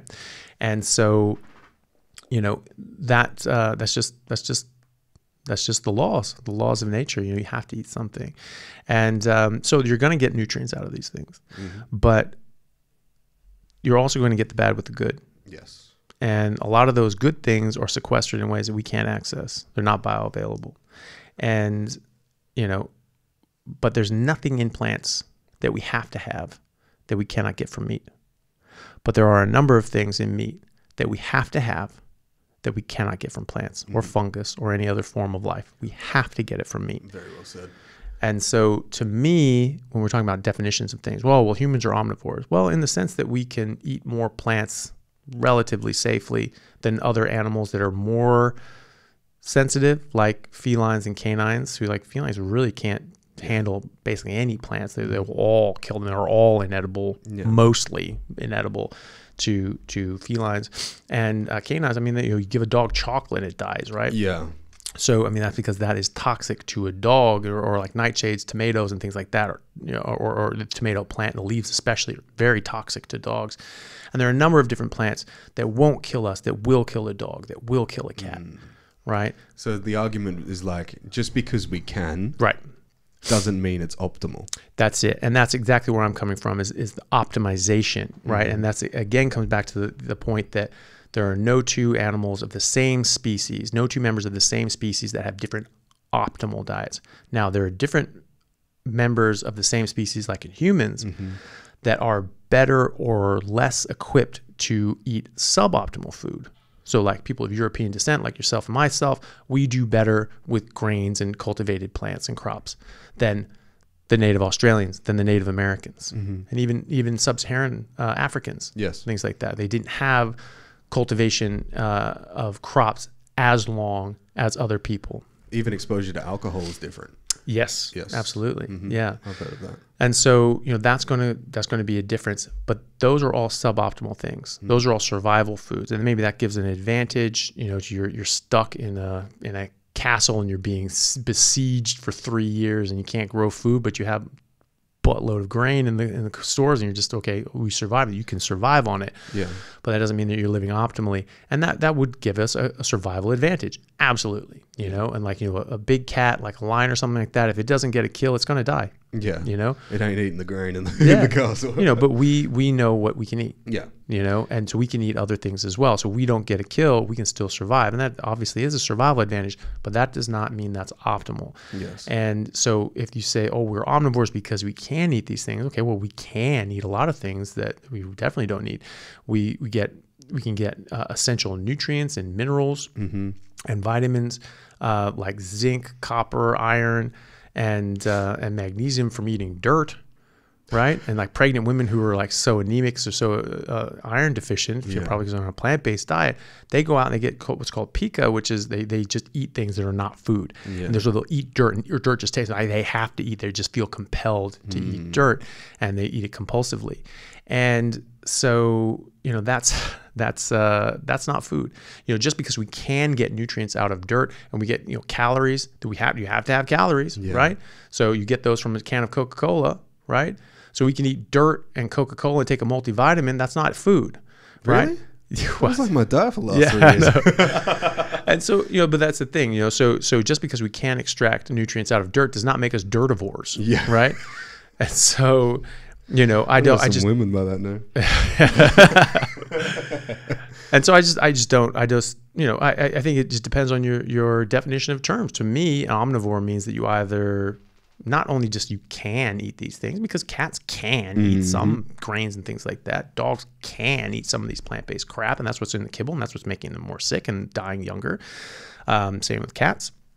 But just because they can do that does not make them omnivores. Now, cats can do that, but they're still termed obligate carnivores because there are very few plants that they can eat safely. Yeah. And they really do need to eat meat, and they need to get those nutrients from meat.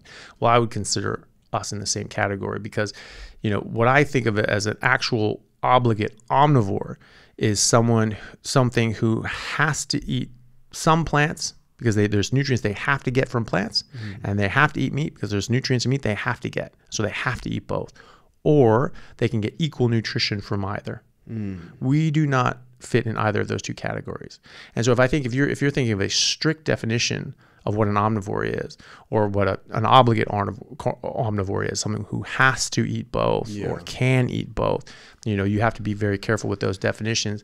And so I think because you have to eat meat, you can't get away from it. You have to eat meat. There are nutrients there that you have to have. Essential. And there's nothing in plants that you have to have that you can't already get from meat. Yes. We are obligated to eat meat. We don't do well on plants. We're not optimized on plants. So I think that makes us obligate carnivores. Yes. Right. And so, you know, that's just my opinion on it anyway. Dude, that was a lot of information. Sorry. It was really, really good. I wholeheartedly agree that when it came down to me doing the carnivore diet, the benefits definitely outweighed me going back to a regular diet. And when I was thinking about how my body reacted after going back onto a regular diet, it was not worth it. Right. It was worth staying on the carnivore. Now, let me just tell you, I didn't finish what happened. Yeah. So they put me on immunosuppressants. To stop my corticosteroids, to stop my immune system attacking itself. It wasn't that. Okay. It wasn't that. They missed an infection. Ah, dude. And they gave you an immunosuppressant. Yes. Fun. So So my health just went, phew. Jesus. And then I ended up getting rushed into the hospital for surgery like 2 weeks ago. Oh my God. I'm sorry, dude. No. It's good. It's good. Because I was like, I fucking told you. Yeah. And like, I did what you said to do. Like, ask your doctor, why are you doing this? Yeah. And I did. And he couldn't give me an answer. And I was like, I feel like I couldn't eat anything but bone broth. Like, I literally was reacting to everything. Like, my stomach would feel bad just on steak. I think it was because of that reactive thing that you were talking about. So I was just like, okay, I'm going to figure this out. And then when I got rushed into the hospital for the infection, and that gets cleared out, I'm good again. I don't react to anything. But now I'm going back to carnivore. Good. Yeah. Yeah. Yeah, I have to. Well, you know, I'm really sorry that happened. I mean, that's a big miss. Yeah, that's pretty nasty. I was going to say, you know, with the Crohn's issues, you know, putting people on prednisolone, like corticosteroids. That's what I'm on, yeah. There was a study that actually looked at putting people with Crohn's disease on, if people don't know, that's an inflammatory bowel disease that you know, affects any part of the intestinal or the alimentary tract from the lips down to the anus, and it causes huge ulcerations and damage, and it's very painful and very uncomfortable, and can cause other sort of issues around the body. And some people can have, you know, bloody diarrhea 20-30 times a day, and it's really nasty. And they get and they can get, you know, it's very horrible to deal with. And there was a study that looked at putting people on elemental diet, which is just pure nutrients and nothing else, and versus prednisolone, putting them on these corticosteroids. In America, we use prednisone, same sort of action. And they found that the people on an elemental diet, just getting the nutrients, that got them into remission faster and better than the prednisolone or prednisone, right? So just eliminating out this crap in your diet was better than the steroids. Yeah. Right. So what does that mean? That means there's something in that food that's causing that, right? That's kicking that off. There was another study, it was a controlled trial that looked at people just eliminating carbohydrates and fiber from their diet, again with Crohn's disease. And they found that the group that took away fiber and carbohydrates, so a ketogenic diet with no fiber, that they stayed in remission on average 51 months. Right? So over 4 years. Damn, man. Without medications. Shit. And the group that didn't remove carbohydrates and fiber stayed in remission on average 0 months. Wow. Big difference, right? So, you know, what is that saying? That's saying that something in the carbs and the fiber, maybe one of each or both, or, you know, one of them or both, that is causing this to get worse, right? So it's precipitating this autoimmune attack on your body. And, you know, people talk about, oh, fiber's so good for you. Ask anyone with Crohn's or ulcerative colitis what fiber does to them. It absolutely tears them up. Exactly. It's not good for you. In fact, the only thing that we found, there was a large study with over 2,000 patients, did colonoscopies on all these patients, and diagnosed diverticular disease. So it's outpouching failure of the distal colon. And this can become infected, very, very serious. You can get that resected, have big problems. People die from this. And they found the only things that correlated with higher levels of diverticulosis were, first of all, age, which we always know. And in medical school, you're taught after the age of 50, your age is the percent likelihood that you'll get diverticulosis, right? So 50 is 50%, 85 is 85%. Yeah. And so, but they found that age aside, the only things that correlated with your risk of getting diverticulosis was higher fiber intake and more bowel motions a week. So namely more than 2 bowel motions a day, or really more than 15 bowel motions a week. Wow. So averaging more than 2 a day, right? Constipation was not one of them. Really? Meat was not one of them. Fat was not one of them. Jesus. Right? Only fiber and more increased bowel motions a day, more than 15 per week. And they were actually strongly correlated with them.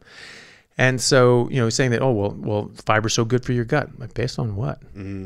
Because based on the actual studies with actual people and actual patients and actual outcomes, it's worse. Yeah. Right? You're getting diverticulosis, you're getting Crohn's, you're kicking off ulcerative colitis.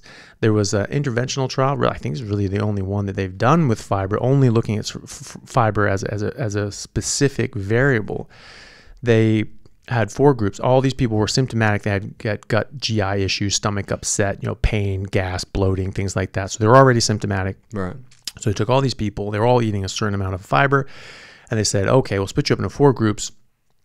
One will, just be the control group. You just keep eating exactly what you're eating, keep eating the same amount of fiber that you're eating. And then one group increase the amount of fiber that you're eating, one group decrease the amount of fiber that you're eating, one group eliminate the fiber, right? Small study, about like 60 some patients. They found the exact opposite of what you'd expect from these people pushing fiber. And as you can imagine. And so the people that ate more fiber actually got worse. People who stayed the same. People who ate less fiber got better. People who eliminated fiber completely resolved their symptoms. Every one of them, right? And and then you have the Crohn's patients. You eat fiber, you get worse. Yes. You eliminate fiber, you stay in remission, and removing carbohydrates as well. So some people will argue, well, that's you're changing 2 variables there. You don't know which variable is which. Fair enough, but it's down to 2 variables, and quite a lot of carbohydrates come with fiber. Do you know what the first thing they offered me after they gave me the diagnosis in the hospital? What? Sandwiches. Yeah. Yeah. They're like, we have whole grain. Oh, Jesus Christ. Man. And did they talk to you about resting the bowel? No. They gave me a Dr. AB diet, which was it was like bread, rice. It's just pretty much a list of grains to eat. And I was just like, I don't think this would help me. So I just jumped online and did some like formidable studies on like bone broth and things that like most people don't react to. Yeah. And kind of.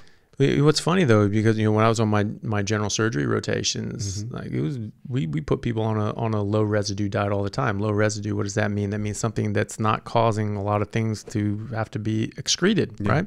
So fiber is number 1 on that, because you cannot break it down. You cannot get nutrition from it. It's coming out. You put it in your mouth, it's coming out your ass. Like that's it. That's what's happening. Usually next. The same weight. Yeah, exactly. Yeah. And so you don't want that. You want to rest the bowel. You don't want the bowel to work so hard. You don't want a bunch of stuff coming through and having to move it and peristalsis it through. You don't want that.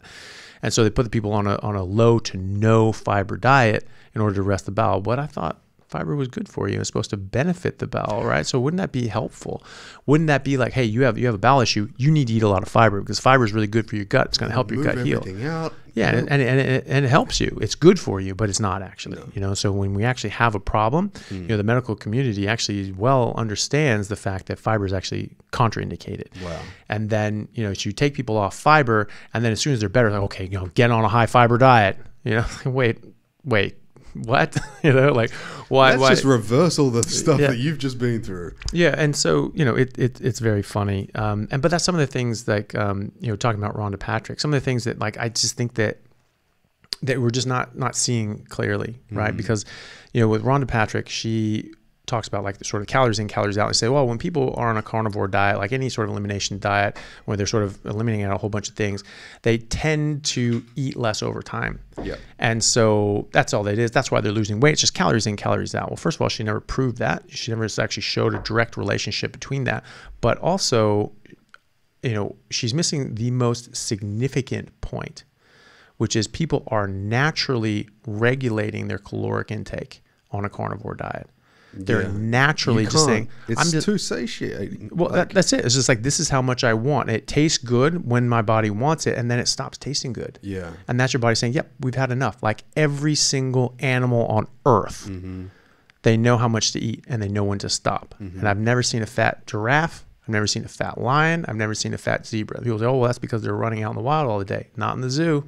Yeah, true. They live in a box the size of this room. That's the definition of a sedentary lifestyle. And yet they're ripped. They look like they're on steroids, right? Why is that? Because they're eating what they're supposed to eat. Yes. Right? And they know how to end. You know, obviously they're being given a certain amount. But I've never had a steak and it was moreish.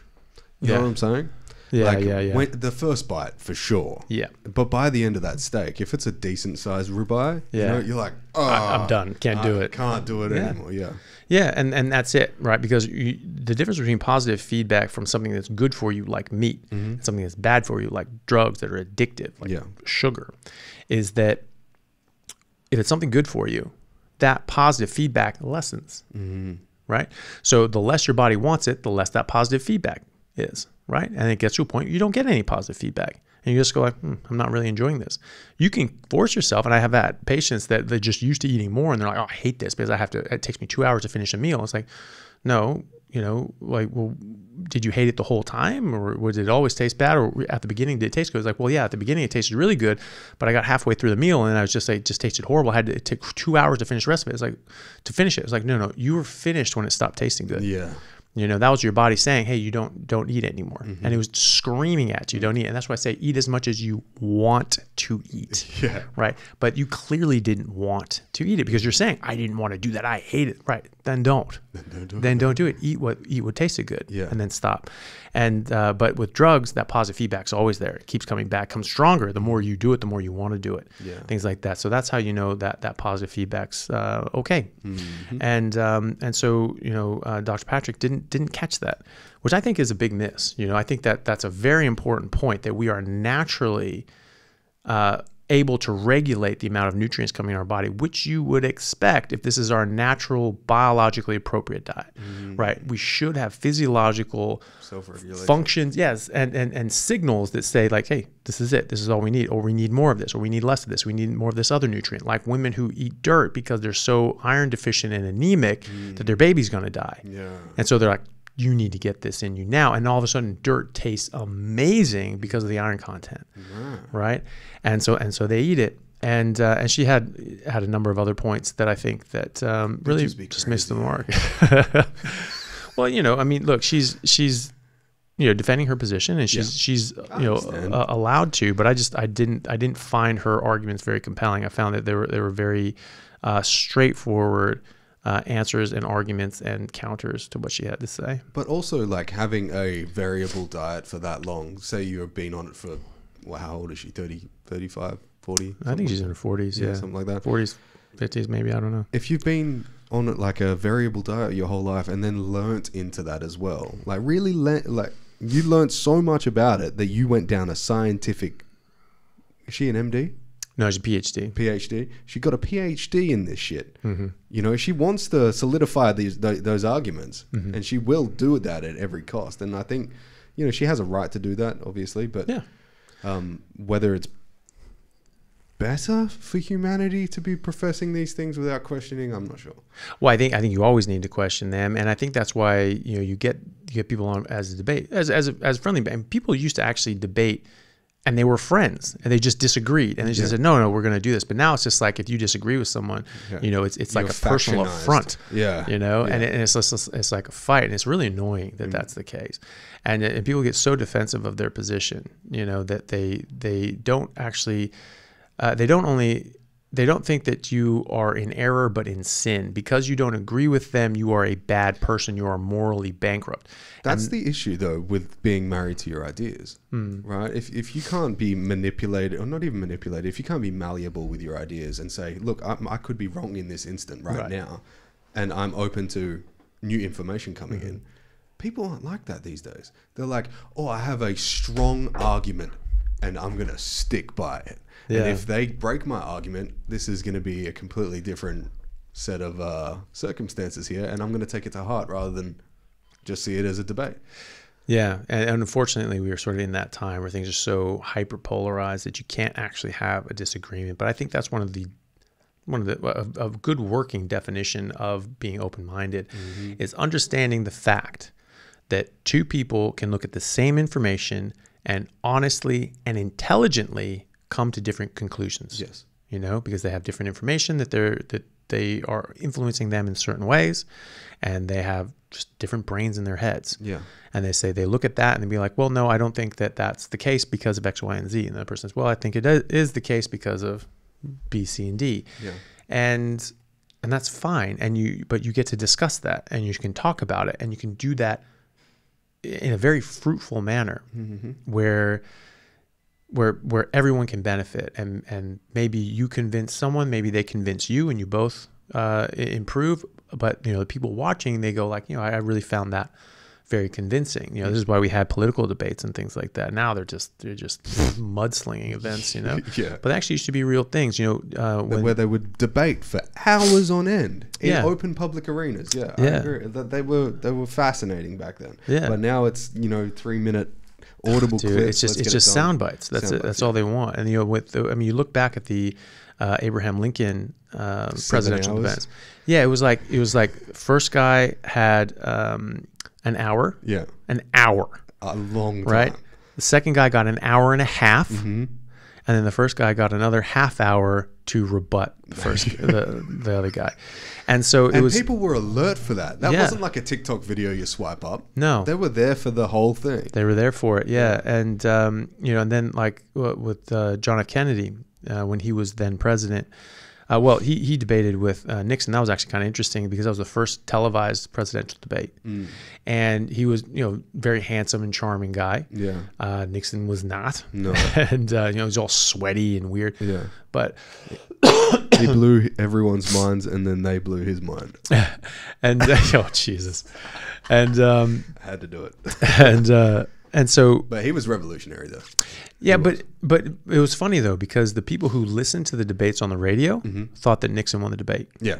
The people who watched it on television thought Kennedy won the debate because they were more impressed by his image. Stature, yeah. And they thought Nixon was all sweaty and weird and all that sort of stuff. So it's quite an interesting thing. But JFK, when he was president, there was a guy who was, so JFK was a Democrat, and one of his best friends was a guy named Barry Goldwater, who was the senator from Arizona, and he was a Republican, and he was a libertarian, and he thought that, we should have these free market ideals and less government intervention and things like that.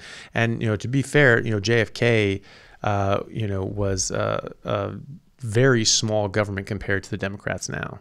And that's what Ronald Reagan said. He was a Democrat his whole life. In fact, he was so far to the left that the FBI was investigating him for communist ties and things like that. Jesus. And then he became, very, very, libertarian sort of person. And he says like, and he got vilified when he sort of went to the Republican Party. And he said, hey, I didn't leave the Democratic Party. The Democratic Party left me. I haven't changed my views. But you guys have kept moving and kept moving. I've stayed right here. Yeah. And so the party of JFK is a very different one than is alive today. But Barry Goldwater and he were very good friends. They were buddies, and they, their families vacationed together and things like that. And they would talk about because Barry Goldwater was going to run against JFK for his reelection. And they were talking about it, and they were like smiling about it, and like, oh, I can't wait for the debates. You know, I really can't wait to get in there and talk about these things and really, you know, come to grips with these issues. And JFK was like, yeah, this is going to be great. It's going to be really good. And then he died. You know, he got assassinated, and then Lyndon Johnson took over. Wasn't that Barry Goldwater tied in with the CIA? Have you heard about that? Well, the assassination, the CIA sort of. I think I don't know too much about that, but I do know that. I'm not saying anymore then. Yeah. But no, I don't know about that with Barry Goldwater. I mean, I have heard weird things about the CIA and how, like, you know, JFK was actually looking to, like, you know, he made a speech. He wanted to pull it all down. Yeah, he made a speech saying he was going to break it apart into 1,000 pieces and scatter it to the winds. Yep. And then all of a sudden he dies. You know, I mean, the guy who killed him was you know, he was a staunch, you know, communist hawk. He did not like communism. He was very much against the USSR and the communist countries. And he, you know, the guy who was it, Lee Harvey Oswald, who, you know, for all intents and purposes, you know, said to assassinate him. Then gets assassinated. He got shot, right? I don't remember what happened to Lee Harvey Oswald. And then it was his killer inside of the prison got acid to the gills during MK Ultra. Jesus. Yeah, and then went stark crazy. Good Lord. It's insane. There's a lot of weird things going on. But yeah, but he was that guy was a communist, and he, you know, communist sympathizer, and went over to Russia and things like that.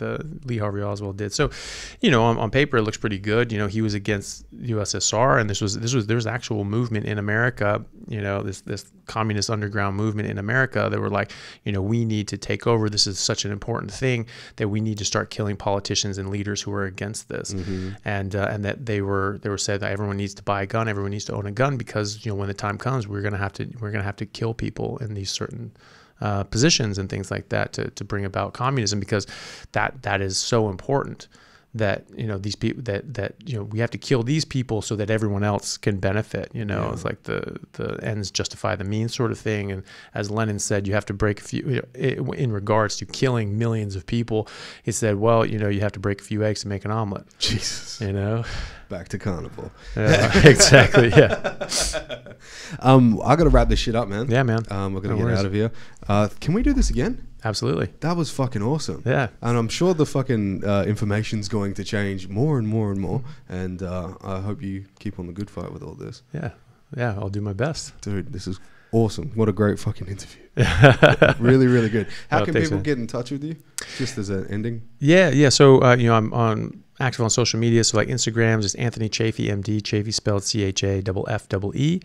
And then my YouTube is the same thing, Anthony Chaffee MD. Then my podcast is called The Plant Free MD, as you might guess.